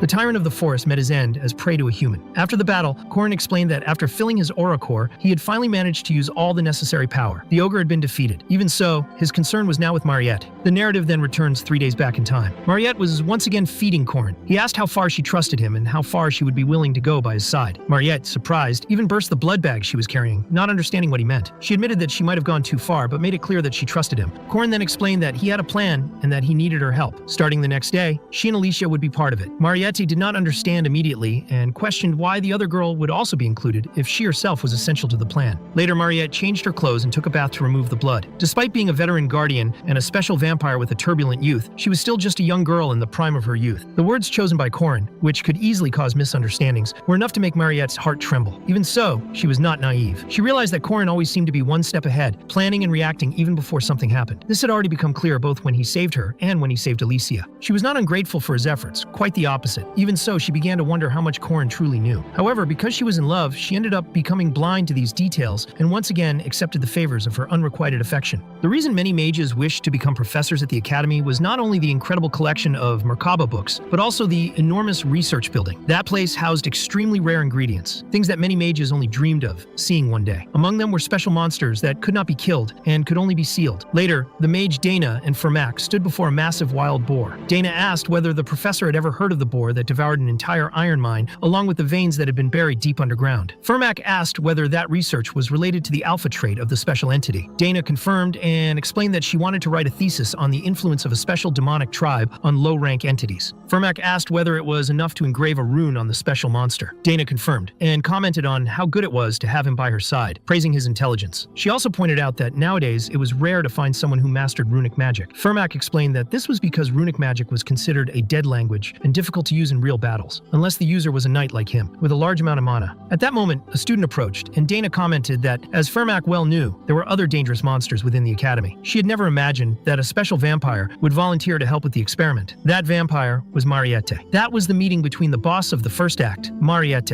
and the boss of the second act, the king of the iron mine. The haunted house mission was considered simple and could be chosen during the second semester in the original game. However, to defeat the first-rank evil spirit that possessed the house, it was necessary to endure attacks from various household objects, find the magic circle hidden in the basement, and destroy it. The real difficulty of the mission far exceeded its simple appearance. Experienced players called that mission the challenge that proved who was a true specialist. Normally, Corin could not sense spirits, but that time there was an exception. Just like in the case of Duke Sabancia, who had possessed Lark, a spiritual body that took control of the magical tools in the training room, that phenomenon was known as a poltergeist. poltergeist. When a spirit possessed a house or building, it began to exert physical force, making it impossible to ignore. Corin entered the haunted mansion and advanced while destroying everything in his path, since he knew all the mission patterns. He passed through the attacks as if they were nothing, while everyone watched. The entire house was already marked with several Kanaz runes. Upon leaving, he set the place on fire. In the end, the house was completely burned. Mission completed. He finished everything in just 30 seconds. For him, it was extremely easy. Instructor Haman commented that it was a magical dungeon that not even 2 rank 2 mages could complete. He did not understand how that had been possible, and even wondered why he was talking to himself. Corin thought that this had been the final strategy left behind by the legendary streamer who had dominated the world of broadcasts in Korea. The instructor approached and congratulated him. At that moment, Corin was officially recognized as a semi-spirit. After that, Haman mentioned a nearby port city called Sar and suggested that they have dinner together at a restaurant he knew. Corin asked if it was a sushi restaurant, but in truth, he was more interested in the city itself. There was something specific he wanted to find there. That was the real reason he had chosen to carry out a hunt for evil spirits in that region. The two of them left together toward the restaurant. Out of the corner of his eye, Corin noticed that Duke Go was still following him. That was perfect. It was then explained that 88 years earlier, at the North Pole, on the Dingle Peninsula, despite the extreme cold, there were countless natural resources. Among the frozen mountains, there was a gigantic mine, so rich that some called it the Iron Mountain. The pioneer miners of the region, in search of iron or gold, witnessed something unbelievable. An enormous boar was devouring iron ore. The creature became known as the boar that devoured everything. The demonic boar of the Dingle Peninsula, the king of the Iron Mountain. That was the first record of its existence. At that moment, Alicia was running hurriedly through the corridors, completely late after oversleeping. As she ran, she thought that she could not be late under any circumstances. She needed to carry out exactly what Corin had asked. A few days earlier, Alicia had contacted the veteran Marriott. She even asked whether the matter was truly important. In fact, the one who had requested her presence was Daoku. For that reason, she ended up accepting and went to the scheduled meeting. As soon as she arrived, Marriott explained that Corin had asked for everything to be explained this time. Before starting, however, she asked whether Alicia would like to try an elixir. Alicia drank it immediately and was very surprised. The taste was extremely good, reminiscent of homemade food. Marriott showed relief upon hearing that, explaining that, besides being tasty, the elixir was safe, and that the toxin used was of good quality. After that, Alicia asked what exactly Corin wanted to be explained. Then Marriott revealed the entire plan. The subject revolved around the king of the Iron Mountain. From that moment on, Alicia began rushing through all sectors, thinking that the demonic boar sealed in the testing unit could break free at any moment. Meanwhile, on the 4th underground floor of the testing unit, the mage Dana was talking with Marietta. Dana asked what differentiated common monsters from special monsters. Marietta explained that the main difference lay in strength and the ability to dominate. Dana agreed and explained that some demons emitted an energy different from the others. Theoretically, these beings were called alpha entities. Unlike the normal members of their race, they were stronger and capable of giving orders. These alpha entities could easily command monsters of the same species. However, this ability of domination did not work on different demons. In the case of special monsters, this limitation did not exist. Mariette added that special demons could command any demon weaker than themselves. Dana asked whether Mariette had ever experienced something similar. Mariette remembered when she fled to the hunting grounds, driven mad by thirst for blood. In that state, she had controlled monsters so that they would offer their own blood. Thinking about it more carefully, she concluded that it was not exactly domination. At that time, instead of controlling their minds, she had subdued them through fear. Dana then explained that there were 3 main types of demonic entities: monsters, evil spirits, and demi-humans. The influence of alpha traits varied among them. Marietta asked whether that meant it would be possible to easily command other demi-humans. Dana replied that more research would still be necessary, but she believed that, in general, no. The intellect of demi-humans was far greater than that of common monsters. Bringing the conversation to a close, Dana asked for the boars to be brought in. Soon, doctors and mages approached, pushing several cages, each containing a captured boar. Dana explained that the central point of the experiment was to test how far a monster alpha characteristics could go. If that power could be used freely, theoretically humanity would be able to control most monsters and evil spirits. Hearing this, Mariette realized that the experiment was far greater than she had imagined. Moreover, it was a topic that truly sparked her interest as a mage. If successful, humanity could proactively block many demonic dangers. Before proceeding, Dana asked whether Mariette had managed to make the elixir tasty. Mariette confirmed and said that thanks to a few adjustments, the final result had turned out excellent. Next, Dana asked Mariette to try to dominate one of the boars. When the cages were opened, Mariette released her power and gave clear orders. The boars were to approach, stop in front of her, and lie down. However, the result was completely unexpected. One of the boars collapsed on its side. Another began to spin uncontrollably, as if it were dancing. A third even lay down, but started rubbing itself against the ground in a strange way. Confused, Mariette realized that something was wrong. She had ordered them to lie down properly. Dana concluded that there was a limit to communication between a demi-human and a common monster. Low-rank monsters did not possess enough intelligence to understand complex commands. Even so, this would serve to compare the difference in communication between beasts of the same species. Next, Dana ordered Fermac to release the seal of the King of the Iron Mountain. Fermac began by using the banishment rune and released only the first seal. Even so, the creature roared ferociously, broke part of the chains, and released an absurd amount of power. The influence was immediate. All the boars became aggressive and began to move under the king command, turning their hostility even against Marriott. The boars did not obey, and Marriott had to retaliate using her own power to contain them. Dana was unsure whether that had happened because of the limitations of control or simply because they were all boars. Marriott stated that fortunately she could still restrain them with ease. Before the situation could stabilize, a new emergency occurred. The monster from cage A107 escaped suddenly, destroying everything around it. The creature was a manticore, which charged directly at Marriott. She defended herself using her blood lances, but the manticore dodged every attack. At that moment, Fermac told her to conserve her strength. Then he struck the creature with an extremely powerful punch and finished it with a direct blow that destroyed it completely. Soon after, Fermac informed Professor Dana that something was very wrong. It was not just the manticore. Several other monsters began to escape at the same time. One of the doctors warned Dana that everyone needed to evacuate immediately, but Dana ordered the activation of the large-scale monster resistance circle. Even if some research funds were lost, the priority was to handle the situation safely. A doctor from Group 2 reported that the magic circles were not activating. The group responsible for sealing confirmed the same problem. Someone had destroyed the magical sealing circles. Then the worst possibility became reality. The great creature, the King of the Iron Mountain, broke free. Meanwhile, in the port city of Sar, Corin was sitting in front of a large seafood banquet. The reason for being there was not just to eat. He was celebrating his promotion to semi-spirit rank together with Haman. Corin suggested ordering a bottle of soju, but Haman reminded him that he was still a third-year student and legally underage. In that mixed world of modernity and medieval age, he simply could not drink alcohol. To Corin, that was comparable to the sadness of not being able to eat fried chicken with soda in modern times. Even so, he commented that in the East, there was a saying that alcohol was something learned with adults, and that he wished Haman would be that adult. The instructor moved, ended up agreeing to have just one drink. Corin already had his glass prepared, thinking that the old man had fallen for it, when he was interrupted by a sudden sound. A dog bark echoed beside him. It was Deokgu, barking very close to his ear. Corin thought that it was a bad omen, since it would be his first drink in years. The bark coincided exactly with the moment the King of the Iron Mountain broke free. Back at the testing unit, Fermac immediately asked Marriott for help. She tried to use her ice crystal lance, but in the middle of the casting, the weapon shattered before the attack was even released. Marriott believed that this had been caused by the absurd pressure of the boar power. Fermac commented that it was a shame, but still praised her effort. Then he advanced. His first strike caused absolutely no damage to the boar, which did not even seem to feel the impact. Soon after, the creature counterattacked using a lightning rune. Fermac even wondered how a monster could use a rune, but he was struck directly in the chest by the thunder. Dana reported that one of the walls had been destroyed and that the barrier system was about to fail. It had become a total emergency. All the monsters sealed in the cages began to escape at the same time. The Veronica code was activated. All staff needed to evacuate immediately. The security team received orders to activate all available magic circles and mobilize the spiritual golems. The golems, armored creatures created to face monsters, formed the last line of defense to ensure the escape of the others. Even so, unimaginable beasts were set free. A rank 1 venomous dragon, the rank 1 king Hyrant, and an army of demonic beasts advanced without control. Dana stated that if those creatures escaped the academy, the situation would become catastrophic. She authorized consecutive lightning strikes. The turrets began firing beams at the monsters, but some of them did not even react. One of the creatures advanced directly toward Dana, who was saved at the last moment by Dronwarski, who commented that he was just making a technical visit. He fired his magic swords, eliminating several creatures. When another tried to spit fire at him, it was interrupted by someone who had the ability to gather scrap and create golems. Cornell used the remains of the destroyed golems to form a new scrap golem. He commented, satisfied, that he could control them as well. The techniques that man had taught really worked. A few days earlier, Corin had explained that stamina and physical strength were also essential for golem magic. After that, he physically trained Cornell and taught him some techniques. Now the result was clear. The method really worked. Even so, the scrap golem ended up being struck by extremely sharp claws and was damaged. Still, Cornell continued fighting because the druid Yuel appeared to support him with her roots. Wood mixed with metal parts, forming a hybrid golem of wood and scrap. Seeing that, Cornell wondered how Corin always seemed to know in advance what was going to happen. That was exactly why he had taught him that method as well. At that moment, the venomous dragon was about to reach the 3rd underground floor. Before that happened, Alicia appeared and intercepted it, turning the confrontation into something fast and precise. As if she were preparing venomous dragon sushi, Dana realized that she had arrived at the perfect moment, and thought it was impressive how all the students who had appeared there possessed at minimum rank 1. Even surprised, Dana asked why so many students had come to that place at the same time. The answer was unanimous. Everyone said it was just a technical visit. At that exact moment, the plan of a boy who was not even present at the academy continued to be executed flawlessly. As a last resort, Marriott activated her blood realm. A powerful barrier formed, trapping the Iron Mountain King once again. Not only did blood wrap around him, but also ice spikes that pierced the creature's body. After completely impaling the monster and leaving the doctors terrified, Marriott warned everyone not to lower their guard. That creature was special, just as had been seen before. King Heron, unlike a simple demonic beast, was a high-rank monster, something that would easily appear in monster movies. He advanced, destroying everything around him. Dronwarski noticed the chaos and warned that the creature was breaking everything, demanding that someone do something acting immediately. Corin asked for Yuel's support again. The golem advanced using spiritual power combined with her druidic magic, trapping the monster among roots and resilient plants. Then Corin explained that the plan was to detonate all 5 spiritual bombs absorbed by the golem. The duo Corin and Yuel was known in the game the heroic Legend of Aran, precisely for dealing with giant monsters with extreme efficiency. The golem activated all the necessary systems to use the weapon of nature. A massive wooden fist formed, equipped with spiritual bombs. Corin,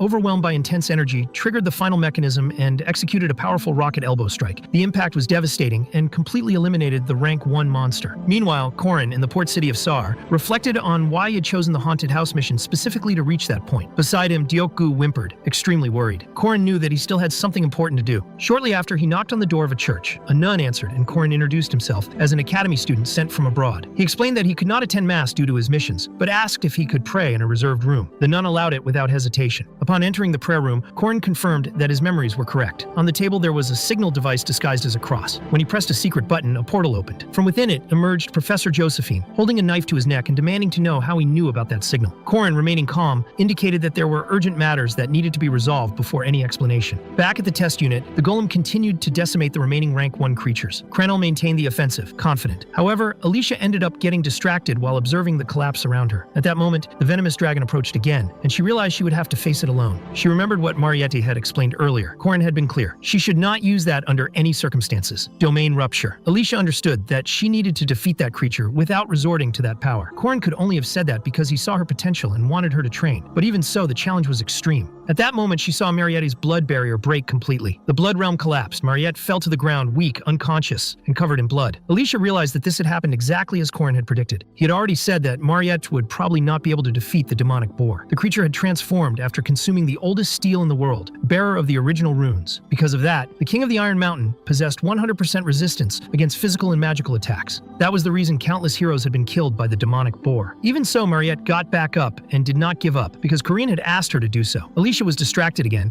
and was almost struck by the venomous dragon, but she understood that she had no choice but to win as well. The mage Dana was still in complete despair and could do nothing but sigh at the scene before her. Marietta, one of the most powerful students, was directly facing the demonic boar, the King of the Steel Mountain, a legendary demonic monster, in a brutal confrontation against an elder rank vampire. She was clearly struggling, but she remained standing, which by itself was already an extraordinary feat. Professor Dana realized that she was witnessing a moment that would one day be recorded in history. When the boar charged once more, it pierced through all the ice attacks launched against it. Mariette was forced to use the multiple shield of blood and snow, but even that defense ended up being destroyed. The students struggled with all their strength to prevent the demonic spheres from escaping the test unit, yet everyone felt that defeat was approaching. Mariette was struck head-on by the creature, but when the monster itself realized it, she was no longer there. Duco had saved his master. Mariette then realized that reinforcements had finally arrived. Meanwhile, Alicia suffered another attack from the venomous dragon and found herself cornered. She thought she would not be able to defeat that creature without a domain rupture, and wondered what Corin would do in her place. When the monster tried to bite her again, Alicia dodged, focused, took a deep breath, and remembered the fundamentals. Just the basics: dodge and cut. Emptying her mind and using the ascent of the heavens of the Dosen sword, she sliced through the great serpent's scales from end to end. After being torn apart, the creature finally fell dead. Alicia realized that she had managed to defeat the monster without using domain rupture. Corin approached and acknowledged her good work. In fact, everyone had done well. Corin confirmed that they had defeated the monster, but they still needed the warrior Luden. Yuel stated that the success had only been possible because of her. Corin asked for a situation report.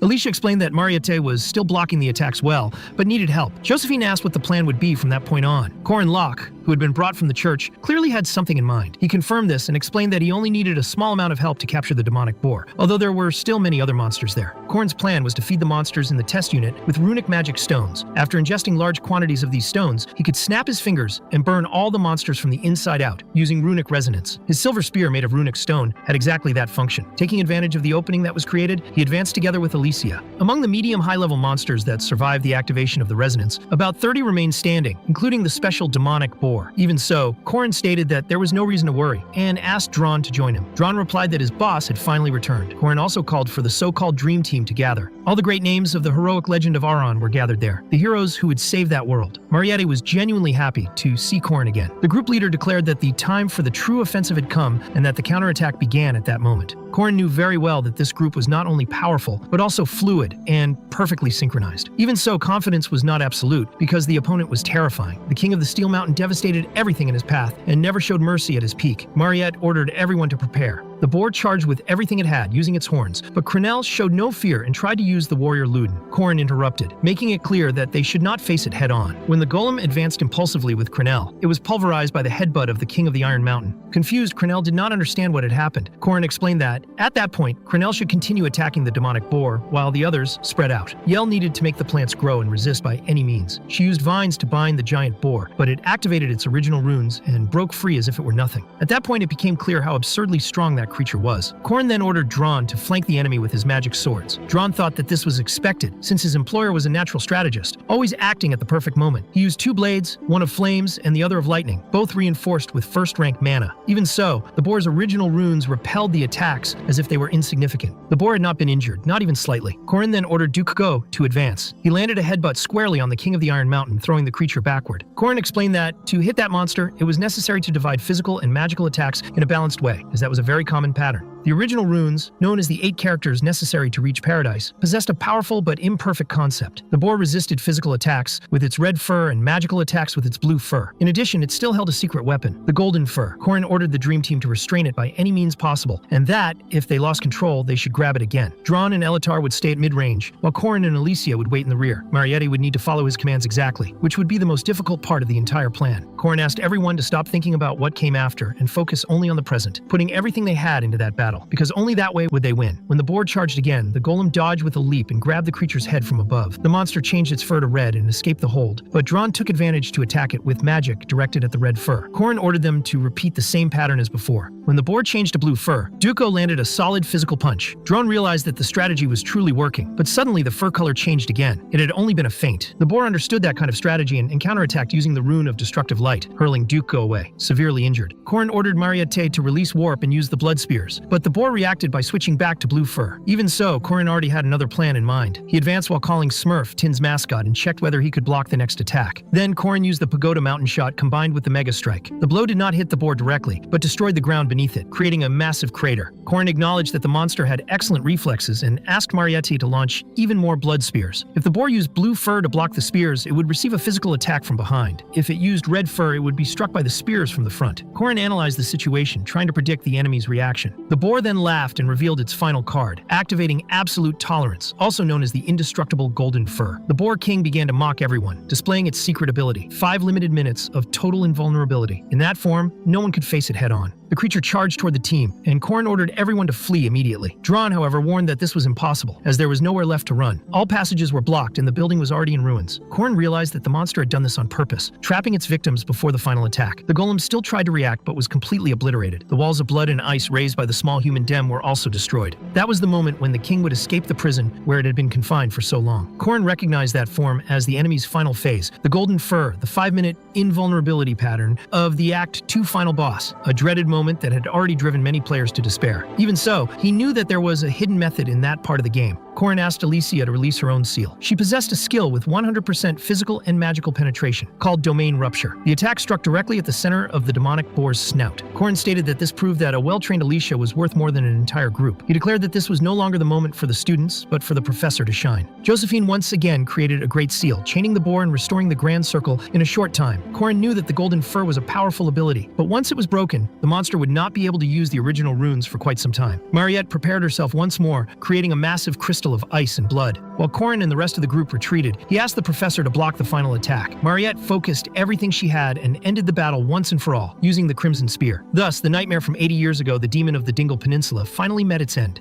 The creature's body was torn apart by the original light, revealing the original runes, the 8 characters required to reach paradise. This was an artifact from the sacred era that could not be destroyed by brute force, but whose vessel, the runic stone, could sometimes break. 88 years earlier, on the Jingle Peninsula, the boar had swallowed this runic stone, which ironically granted it an almost immortal power. Since then, no one had dared to retrieve it. Now the demon had been subdued, and the runic stone inside it shattered. The primordial rune did not disappear. It merely drifted aimlessly until it found the nearest runic stone, where it settled once again. The mission had been prepared over the course of 10 years. Vermac had infiltrated the academy and played the role of a professor solely for that moment. The Boar King, despite his terrifying fame, met a modest end after remaining sealed for 80 years, which explained his weakening. All that remained for Vermac was to leave the academy carrying the runic stone with him. Even so, someone stood in his way. The one who had faced Marriott Dunalef defeated the great beast and directly interrupted Fermac's plans. That person was Corin Lock. Standing before him was Fermac, the martial nephew of the one who had once been his master. Corin had already perceived the connection. Fermac was the disciple of the disciple whom Corin's master had renounced, which technically made him Corin's martial uncle. At that moment, Corin realized that Fermac had finally understood who he was, even though it had taken time. When Corin used the spear technique inherited from Fermac's master, it became clear that the infiltrator's judgment had been correct. The six-step spear handling technique required the title of martial master to be executed properly. When Fermac saw Corin using those techniques against Lunia Arden, he decided to test him, even while infiltrated on a secret mission. Even so, in that first moment, he made the most prudent decision and chose to ignore him. After the duel against Lunia Arden in the middle of the semester, Fermac used the pretext of a reclassification to send Corin out of the city. The plan was simple. He would complete his mission and flee the academy. What Fermac did not expect was that Corin would return. The events involving Dana's experiment and the incident with the veteran had been far too convenient, making it clear that Fermac was waiting for the right moment to act. Corin made it clear that Fermac would not be able to leave with the original rune. The professor replied that this was not information a mere student should possess. To Fermac, any spearman who mastered a technique he did not know and still blocked his path was a direct enemy. Because of that, he even activated his runic gauntlets to deal with Corin. Corin knew his opponent very well. Fermac Damon was publicly known as a famous rank 1 knight. More than that, he was the true mastermind behind the breaking of the seal of the boss at the end of Act 2, the one who in the future would appear alongside the King of Paradise as one of his 4 executives. His strength was comparable to that of Lunia Arden, classified as elite level. Fermac showed a certain disdain, stating that Corin was becoming arrogant after just a little action. Then he raised his shadow servant to end the confrontation quickly. This was his special ability, capable of duplicating attacks whenever shadows were available. It was no coincidence that Corin had chosen that location as the battlefield. The terrain was open and completely covered with sun runes. Corin explained that the natural enemy of the shadow type was the sun type, since shadow magic depended directly on the existence of darkness. As he advanced, Fermac realized that he was surrounded. Solar runes were carved across the entire ground beneath him. Corin revealed that it had been difficult to prepare. He spent 20 days carving sun runes across that terrain. It was laborious, but he had energy to spare. Corin had chosen a desolate location with little access and a secret passage. He had prepared for this confrontation before any other. It was a cruel counterattack, designed exclusively for Fermac. It was not luck, but pure preparation. Even so, Fermac acknowledged Corin's resilience and activated the lightning rune, advancing and closing the distance in a single second. Corin counterattacked with his spear, but struck only a shadow servant. Fermac used jet propulsion and nearly delivered a fatal blow, but Corin evaded using the 8 trigrams body movement. Even Fermac was impressed by that evasion. Corin then executed the celestial return, 4th step, with a full rotation. Fermac dodged while exchanging rapid blows with him, recognizing the impressive balance of Corin's techniques. For Fermac, pretending to be a professor for 10 years had become second nature. Even so, Corin made it clear that no matter what he tried, he would die there. Fermac, however, assessed the situation and decided not to end the battle at that moment. He stated that the next time they met, he would make sure to truly kill him. Corin knew that Fermac needed to flee the city urgently, since there were still those who believed he was dead. If he chose to escape, he would use spatial magic, something not even Josephine would be able to stop. Before Fermac activated the lightning rune again, Corin made it clear that this was a duel. Fermac, however, replied that he had no obligation to accept a duel he considered insignificant. Corin told Fermac to stop pretending. He stated that he knew very well that Fermac carried a commandment, a high-risk method capable of granting immense power, depending on the conditions. The method Corin used was the same as that of the great warriors of the Paradise of Shadows, the commandments. Fermac's commandment was clear. He could not refuse a duel. Fermac immediately understood and asked if that was why Corin had come alone. Corin confirmed it. A duel had to be one-on-one. The limitation of the commandment was absolute. While the duel rune was active, Fermac could neither flee nor receive help. He was forced to remain there.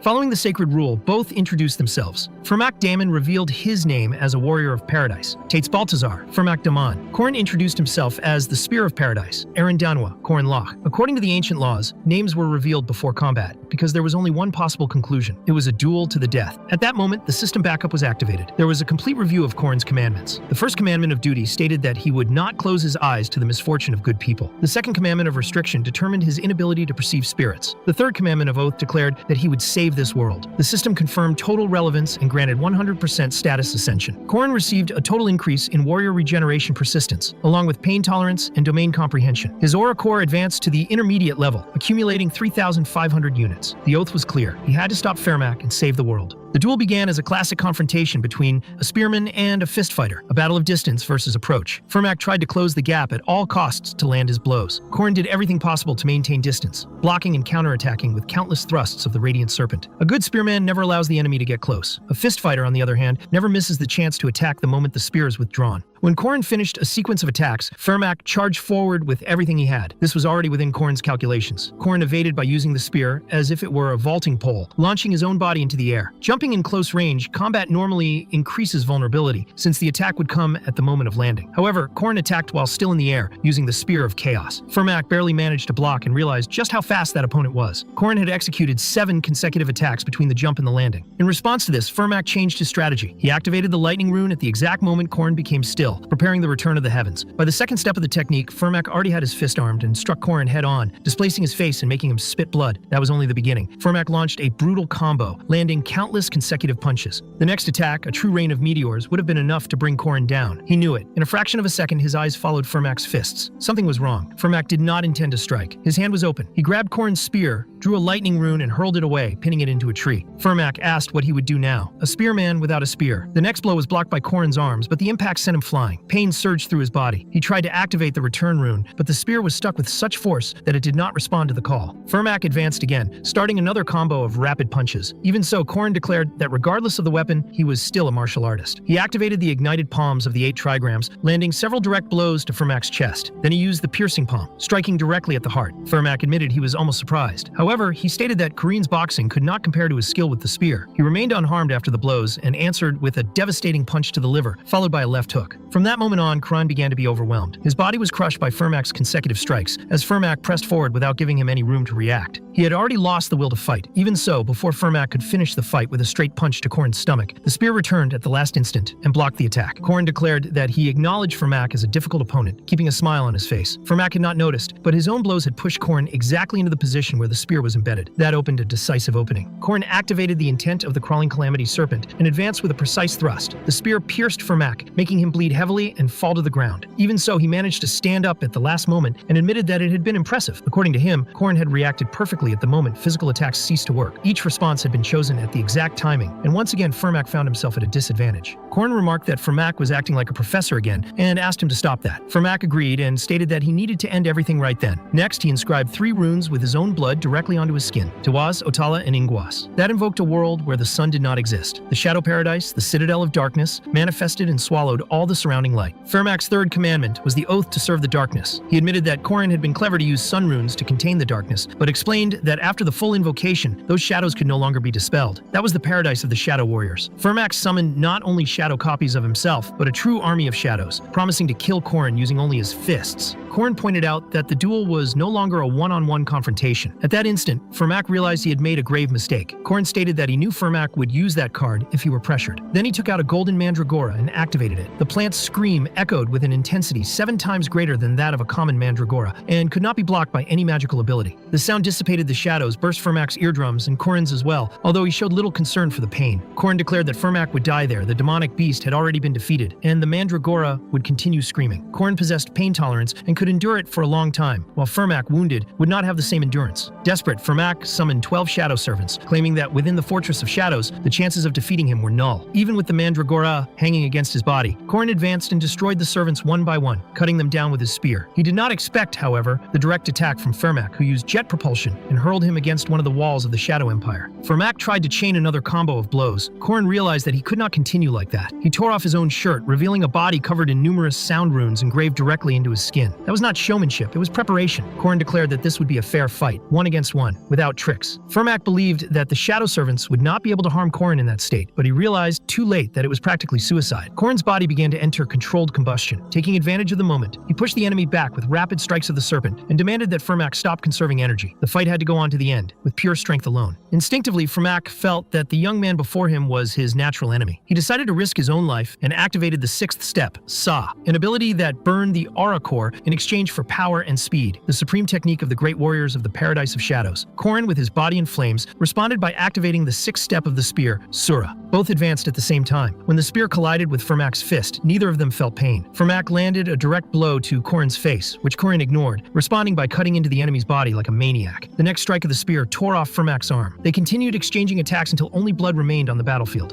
In the end, the spearman remained standing. The fist fighter fell to his knees, his chest pierced by the runic spear. Before dying, Firmak admitted that it had been incredible. Exhausted and on the brink of death, Corin acknowledged that he had won. If he closed his eyes at that moment, Corin could hear the screams of the past, people begging for his help. In the other timeline, when he faced Fairmac again after losing to him, both were trapped in the realm of nightmares. Innocent people died in that massacre, and Corin lost friends and allies. Fairmac, one of the 4 celestial kings, tried to bring hell into this world as a confidant of Tate's Balthazar. This time, the outcome was different. Corin killed him. He realized that Fairmac did not carry one of the secret treasures of the 4 kings, but he still possessed the original rune. Corin recovered it. Tate's Balthazar had been gathering the 8 original runes to bring the Shadow Paradise back into the world, but now that would not be possible. Corin was in possession of the original rune O. For that reason, Tate's Balthazar would not be able to complete the ritual. Corin had sworn to save that world. Looking at the rune in his hands, he wondered whether it was really worth so many deaths, so much hatred and resentment against existence. For the first time, he felt that he was beginning to understand the true weight of that oath. Anger was leading Corin down the wrong path. After everything, he was finally able to rest. His body fell with arms spread wide, completely bloodied and covered in wounds. He had done something insane. His left eardrum was ruptured. He had trusted his own regeneration, but the sun rune burned the upper part of his torso, both outside and inside. The pain was bearable for him. The real problem was the injuries caused by Fairmac. His liver was pierced. His right clavicle was fractured. When the blow hit the sternum, the bones were crushed and the internal organs twisted. He was not well at all. He could barely move the left side of his body. He believed he had grown accustomed to pain, but in the end, he lost consciousness as the system delivered his rewards. In truth, it was the subsystem, since he was a subjugator. Corin had defeated Fairmac Damon. The rewards of the commandments were distributed. The first commandment, not closing one's eyes to the misfortune of others. Difficulty A granted 60 points distributed equally, since he had defeated a great evil. In addition, he received an extra reward, a map of the 4 secret treasures, Saul and Phineas. Later, Alicia was carrying Corin. Corin asked about the cleanup of the area, and Alicia explained that Professor Dana was taking care of it. She seemed irritated. Even so, the drone left. Yuel and the others were responsible for finding Corin lying on the ground in terrible condition. The drone knew no loyalty. It was merely a mercenary and made it clear that one should not expect much from it, since the relationship was purely professional. The rune in the golden mandragora had worked. Corin found that strange and asked how she knew he would question it. She answered casually, saying that she was not even that clever, and returned the question. After that, Corin was lying down with his head resting on her lap and thanked her for saving him. He acknowledged that without her help in breaking the domain, they would not have defeated the Iron Mountain King. Thinking about it more carefully, he realized that he had been preparing for that fight long before it happened. During the group assignments and the cultivation of mandragoras, he had already been drawing runes everywhere. All of that was preparation. Corin confirmed this when she asked why he had fought alone. He believed it was better when fewer people got hurt. She replied that even so, it was fine, and said that he had been incredible. Later, Yeager and Lark went to visit Corin, who was covered in injuries and had broken ribs. They brought several snacks, but when they arrived, they found the room completely full of women. Corin greeted them cheerfully and even asked if they had brought food. That made the two of them extremely irritated. Even so, they stayed in the room to visit their friend, although they were consumed by jealousy as they watched several girls feeding Corin by hand. One of them commented that it was not often that everyone gathered there and suggested a game to pass the time. Marriott agreed and even suggested inviting Corin's friends to join. Yeager said he had never felt so happy in his life and that he would never criticize his friend again. Lark agreed enthusiastically. At that moment, someone knocked on the door. It was Professor Josephine, accompanied by the director. He asked directly how the student Corin was feeling. Corin realized that it was already time to begin revealing his hidden cards to the professors. Shortly after, he was left alone with the director and Josephine. The director apologized for asking his friends to leave the room, explaining that they needed to deal with confidential matters. He had many questions. The recent events could not be ignored, nor could the incident involving Luna Marriott. Corin stated that Professor Fairmac was a spy. The director replied that he understood the weight of that claim. Corin noticed that they did not seem surprised, as expected. They had probably reached the same conclusion after seeing the precept on Fairmac's body. Even so, there was a truth that not even they had discovered, related to Tate's Balthazar. Corin explained that Fairmac was a disciple of that person. Josephine argued that this was impossible, since 80 years had passed. Corin insisted that everything matched. The 3-step spear, infinity, and the precept were the same abilities that had been taught to him. He was direct in stating that Fairmac used exactly the same techniques. Josephine asked whether Corin was also a disciple of Balthazar. He replied that there was no reason to distrust him, and that he was not there to demand immediate action. He was merely informing them of the facts. Furthermore, the body present there was only a facade. The director's true body remained in the castle, unable to leave. Corin stated that Balthazar's disciple was alive, had become extremely powerful, and represented a danger. All of this was a consequence of the director's hesitation 80 years earlier. The primordial rune had been fragmented and scattered across the world after the betrayal of the disciple he trusted. Only 2 fragments had been recovered so far. Holding the rune, Corin declared that they were probably in possession of one of the 4 secret treasures. If the coronation were to take place, Balthazar would no longer be considered a usurper. The consequences of that were obvious. He made it clear that the director was capable of imagining exactly what would happen next, Danua. Josephine was deeply shocked to realize that Corin knew all of this. The reason why she, even after 80 years of service, had never become president of the Academy was simple. The position had always been occupied by a rising star chosen to assume the role. History made this clear. 80 years ago, Varane was the president of the Academy. 50 years ago, Wade took over the position. Currently, the president was Kassar. The truth was even more disturbing. All of them were puppets created from runes, with the function of monitoring the world. All of them had been made by a single person, Aaron Danua. Faced with this, the director asked what Corin intended to do with this information. Corin replied that they both shared the same objective. Then he revealed his 3 commandments. The precepts marked into his own flesh. He stated that he would be honored to become the first spear of Aran. Next, he knelt before the director and declared that he wanted to protect and save that world. He said that he could be treated as nothing more than a soldier, if necessary. At that moment, Corin remembered his master and the noble sacrifice she had made for him. Now it was his turn to repay that and protect everything. Later, Josephine met with the real Aran and made it clear that she was against that decision. Aran replied that Tate's Baltazar was still alive and questioned whether they could truly trust that child. She herself knew that she should not trust others so easily. The decision was to observe Corin for the time being. Aran was aware that she carried an enormous responsibility and that she could not decide everything impulsively. Corin's words could be lies, but something in her hesitated. His eyes were sad and sincere, like those of someone who had lost something very important. Aran thought that the child would certainly become someone special in the future. Sometime later, during the Merkaba Academy summer vacation ceremony, ranks were reassigned according to the students' performance. That ceremony had a special meaning. The rank received upon entering the academy was temporary, but the new rank granted there became official. While the ceremony took place, some students were bored and others extremely nervous. Even so, everyone knew that the reassignment could change everything. Depending on the rank received, even students could exercise rights equivalent to those of guardians. The veterans handed out potatoes, and this time, not only to Marriott. Soon, the names of the students whose ranks would be adjusted began to be announced. The first called was the second-year student, Speaker of the Magic Department, Marriott Dunalef. Despite having faced unfortunate incidents, she proved to possess an indomitable spirit and made invaluable contributions to preventing a terrible accident in the laboratory. In terms of external missions, her performance that semester was almost non-existent, since she could not leave the Forbidden City after becoming a vampire. Even so, she achieved several accomplishments by assisting in Professor Dana's research. The massive increase in her mana after the transformation also contributed significantly to her new rank. In addition, she played an important role in the fight against the Iron Mountain King. With the recommendation of all the officers of Merkaba Academy, Marriott was promoted to the semi-special ranking. Everyone was impressed to realize that she was the youngest student in history to reach that level. The director explained that the next names called had also made great contributions. The laboratory incident was recognized as an event of great impact, although many details had been omitted. The existence of the Iron Mountain King and Fermac's betrayal remained secret. Even so, Cranell Luden, Uel, Alicia Harden, Dronworski, and Corin Lock were called to the stage. Uel, Cranell, Alicia, and Dronworski were promoted to the semi-special ranking due to their actions during the incident. Finally, the director announced Corin Lock. Even as a 5th-rank guardian, he demonstrated brilliant performance and exceptional achievements. With the recommendation of all the professors, the director, and Senior Josephine, he was promoted directly to 1st-rank guardian. The audience was completely shocked. Corin had entered the academy as a 5th rank and reached 1st rank in just one semester. The rank granted to Corin was not entirely official at that moment, as certain matters had been discussed behind the scenes. His abilities were unquestionable, but his promotion also ensured silence regarding Fermac's betrayal, as well as the fact that Corin had defeated him. Most important were the special rights granted to a 1st-rank guardian. Corin felt that he was finally truly starting the game. In the 3rd year, this would make a huge difference. In addition, he would have access to the best resources and people under his command. His intuition was excellent. With the beginning of the vacation, Corin asked the group what each of them planned to do. Dronworski said he would make money. Yeager stated that he would visit his family. Lark commented that he would do an internship at the Magic Tower. Uel said she planned to travel with other druids, and Cranell stated that he would follow the same path, since the old castle would be demolished, and that would be a great opportunity to build a core. Alicia explained that she needed to return home, as her grandfather had summoned her. Corin wished everyone a good trip. He himself would not return home. He had already tried to do that back then. The place he returned to using Corin Lock's memories was empty. His family had decided to take a trip without him, all because of a system error that delayed the correspondence. He ended up making the trip in vain. Alicia asked whether Corin would like to go with her to her family's home. She explained that it would be frightening to travel alone. Corin thought that this suited her personality and did not recall any problem related to that in the game. Even so, he decided to leave it for another time, as he needed to go elsewhere. At that moment, Marriott approached as he reflected that he needed to leave the academy. If he did not depart at that time of year, he would not be able to reach the destination he sought. Meanwhile, inside a train carriage, several bandits were preparing an attack. They approached all the passengers and demanded cooperation, threatening to use the strength of a semi-special rank combatant. Corin realized they had shown up at the wrong moment. One of the bandits, a bald man, placed a sword against his neck and ordered him to stay still. Corin answered with a single direct strike to the chin. The impact was so strong that the bandit was launched upward, breaking through the roof of the carriage and opening a hole. The other criminals were completely confused by what they had just witnessed. From that moment on, Corin could officially consider himself a 1st-rank guardian. He had always possessed the necessary power, but now he could exercise it openly. After that, he passed through the secret bookstore of Merkaba Academy and once again found the grimoire of the persistent warrior's regeneration. He read the story recorded there. The author described a warrior on the brink of death, with his body pierced and his organs exposed. Even so, the man used his own intestines to tie himself to a rock and remain standing. When someone asked whether they should cut his throat to end his suffering, the warrior replied that it would be more serious if he could not get a cup of water to quench his thirst. The man respected that courage, gathered water from a lake with his hands, and offered it to him. Soon after, something extraordinary happened, and all of the warrior's wounds healed completely.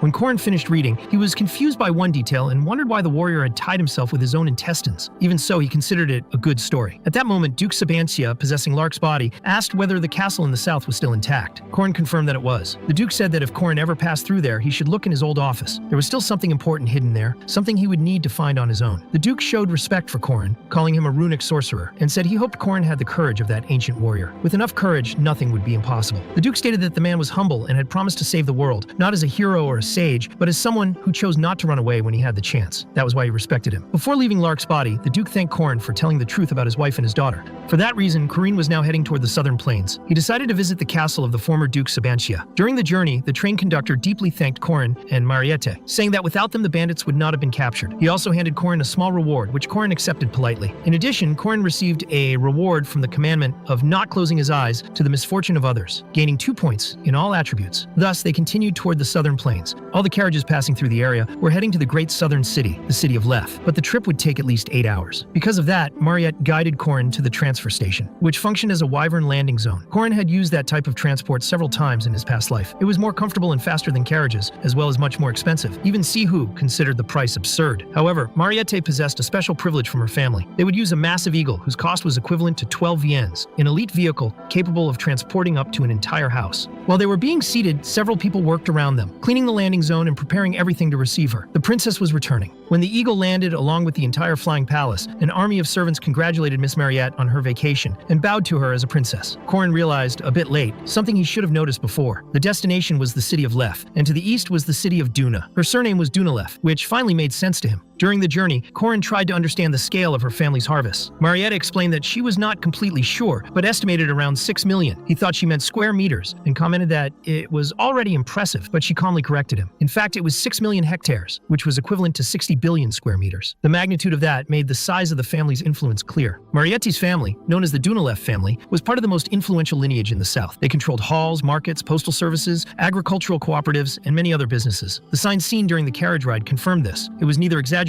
nor performance. Soon after, they arrived at the great Dunalef family residence. Corin asked why she had never said she was so wealthy. Marriott replied that the ones who were rich were her parents, not her. Corin thought that was typical of rich people, but the head butler, Paul, approached at that moment and commented that one day she would inherit all of it, once again treating her as a princess. Paul asked for the luggage to be collected and asked who the young man beside her was. Marriott explained that he was Corin, a freshman at the academy and a close friend. The butler then commented naturally that for generations the family had welcomed sons-in-law and that they could offer great support and a place within the Dunalef family businesses. He also reminded them that Marriott, known as the flower of the South for her beauty and intelligence since a young age, had enough suitors to form an army. Corin understood the message and chose not to comment. Later, Corin asked about the castle that had been mentioned before. Marriott said she had heard that someone had recently bought it. Paul confirmed this and explained that the new owner was a man named Kos. Corin remembered that in his past life, the Duke's castle had also belonged to that same man, a merchant from an archipelago in the far south, known for his despicable character. At that time, he and Siru had spent the entire night fighting a great sea serpent to obtain permission to enter the castle, facing enormous hardship. Thinking about this, Corin wondered whether he would have to go through all that suffering again. Marriott reassured him, explaining that she had already informed Kos in advance, which would allow the visit without problems. Kos had quickly agreed, saying they could come whenever they wanted, and that he would even organize a party on Friday. The decision was made for them to go together. To Corin, it all seemed absurdly convenient. He realized that the mission would be much easier with Marriott by his side, since without her, the one in charge would be someone completely despicable. Then Marriott suggested that they go shopping the next day, as they would need proper clothes for the party. Corin agreed without hesitation. The next day on Marriott Street, they bought a suit for 3 gold coins, a necklace and shoes for 6 gold coins, everyday clothes for 4 gold coins, as well as a watch and jewelry, all paid with a check. Corin thought that amount would have been enough to make him rich in his old life, and asked whether she intended to make him pay everything back later. Marriott only commented that there was still one last shop to visit. She explained that she had reserved a special item at the blacksmith and showed Corin the same minerals used in Alicia's weapon, something he could not obtain anywhere else, not even at the academy. It was the unbreakable stone. Unlike refined silver, which could not endure inside domains, that rock became even more powerful under those conditions. Corin asked where she had obtained it, since there should not be any market for that material there. Marriott explained that if he coated his spear with the unbreakable stone, he would be able to use it without problems even inside a domain. She said that this would be her last gift, because seeing him happy made her happy as well. Corin thanked her deeply. Later, Corin was introduced to Marriott's father and mother. When visiting a friend's house, it was customary to have dinner with the family, but that situation was far from feeling like a simple casual dinner. Marriott's father, named Marriott Dunalef, approached approached and said he needed to ask a question before the meal, because depending on the answer, dinner might or might not take place. He asked whether Corin was a virgin, leaving him completely confused and unable to react immediately. Marriott's mother intervened at once, scolding her husband and saying there was absolutely no need to ask such a question. Corin thought it was already clear that this would not be a calm dinner. Marriott Dunalef stated directly that his daughter was not available and that Corin could not marry her. Before he could continue, Marriott punched her father's head hard against the table. Even in that situation, Mard commented that she looked very much like her mother when she did that. But Marriott told him to shut up. While being dragged out of the hall by his own daughter, Marty kept saying that he only wanted to protect her. Marietti's mother apologized to Corin for what had happened and explained that she already knew quite a lot about him through her daughter's letters. She said that she truly wanted to meet him and thanked him from the bottom of her heart for everything he had done. Corin replied respectfully, saying that he had ended up in a complicated position and had only done what he could. Above all, he believed Marietti deserved to be happy. The Duchess agreed. While reading her daughter's letters, she had noticed that Marriott was seeing the world differently and commented that this was to be expected from someone like Corin, which made Marty complain that he could still hear them. Even so, Marty declared that he was grateful for what Corin had done, but imposed that at most they could walk holding hands, since it was necessary to preserve his daughter's virginity. He was struck again, this time by Marietti and by his own wife at the same time. The Duchess commented that, unlike that man, she was a bit more liberal. Corin thought that, despite everything, it was a strangely happy and united family. The next day at the Duke's castle, Count Cassius received Marietti with great enthusiasm, saying that the Blandria family was very grateful for her visit. Corin realized with surprise that it was the same man from his past life, something that still felt hard to believe. They were received with great respect, wearing extremely elegant formal attire. Corin felt sincere pride. If he had not saved Marriott, he would never have seen her like that. More than that, the South would have lost its most beloved princess. People began to murmur when they saw her, commenting on her importance and on the reason the Count had personally brought her. For Corin, it was no exaggeration to say that the influence of the Dunalef family in the South was absolute. Using Marriott as a pass was far more efficient than facing a sea serpent. He suggested that they enjoy the party a bit before going to the office. Both had brought their equipment. When the celebration reached its peak and everyone was distracted, they would retrieve it to deal with what they needed to resolve. At that moment, a young man named Garley from the Rondinium family approached, saying that he had always admired Marriott and inviting her to dance. He was not the only one, as several other men also offered. Even so, the one who drew the most attention was Corin. Despite the general excitement, most of those men lacked proper manners. Corin kissed the back of Marriott's hand and asked for the first dance. At balls, it was basic etiquette for the first dance to be with one's partner, something he had forgotten in his past life, and for which he had been reprimanded. Marriott turned completely red and accepted without hesitation. While they danced to the sound of a beautiful symphony, Corin commented that she was very popular and wondered whether he had been imprudent, apologizing in case she had felt uncomfortable. Marietta replied that it had been unexpected, but that she had liked it very much. Corin felt that he was returning the favor to the one who had saved him, since he had received so much from her. Even so, the situation was delicate, as the two of them were very close. To resolve the awkward moment, Marietti stepped hard on his foot with her heel and apologized, admitting that she was not very good at dancing. Corin replied that it was fine. Corin thought that perhaps it would be better for him to lead the dance. He moved closer and whispered in Marietti's ear, asking her to let him take command. He said that for now, all she needed to do was look at him, her partner, feel the rhythm, and enjoy the moment. Mariette followed his movements, and the dance became dazzling. Their trembling gazes sought one another to find balance, because a dance was something done together, never alone. Both laughed, enjoyed themselves, and shared a moment that felt like a dream. After the dance, Marietta was tired, very warm, and her face was completely red. Corin led her outside the hall, while several men watched with anger and envy. Other women commented that Mariette had danced practically with her feet on top of his, saying that it had been extremely romantic and that she had left with a different kind of smile, as if it had been something very special for her. After that, they passed through the room where the equipment was kept and went straight to Duke Sabancia's office. Mariette asked what exactly they were looking for there. Corin replied that it did not matter much, since he himself did not know for sure. He only said that he was looking for traces of the Duke. He took the first book from the shelf that caught his attention, which spoke about the Duke's history in the game. There were records of his wife Luina and his daughter Cecilia, traces that normally had to be found by the player during the Duke Sabancia quest. Under normal circumstances, delivering that to the Duke would end the quest, but in his past life, there had been no indication that the office should be investigated. Even so, he decided to search carefully. After a long time, they found nothing relevant. Corin had not gathered any evidence, and Marietta commented that she was hungry, looking at him in a very specific way. That look had already become a natural signal between the two, created as their relationship developed. Marietta ended up sitting on his lap, remarking that she sometimes found his jaw and collarbone very beautiful, and then fed on his blood. When she finished, she asked whether it hurt. Corin replied that perhaps because of his tolerance to pain, he did not feel anything. At that moment, he remembered something important. That resistance came from an ability he had received through a grimoire given by Duke Sabancia. He asked Marietta if she could summon Duke Go. When the creature appeared, Corin asked for it to be summoned in a partially translucent form. Duke Go cried a little, but managed to comply, slowly beginning to fade. When it entered a spiritual state, Corin could no longer see it since he could not see spirits, but he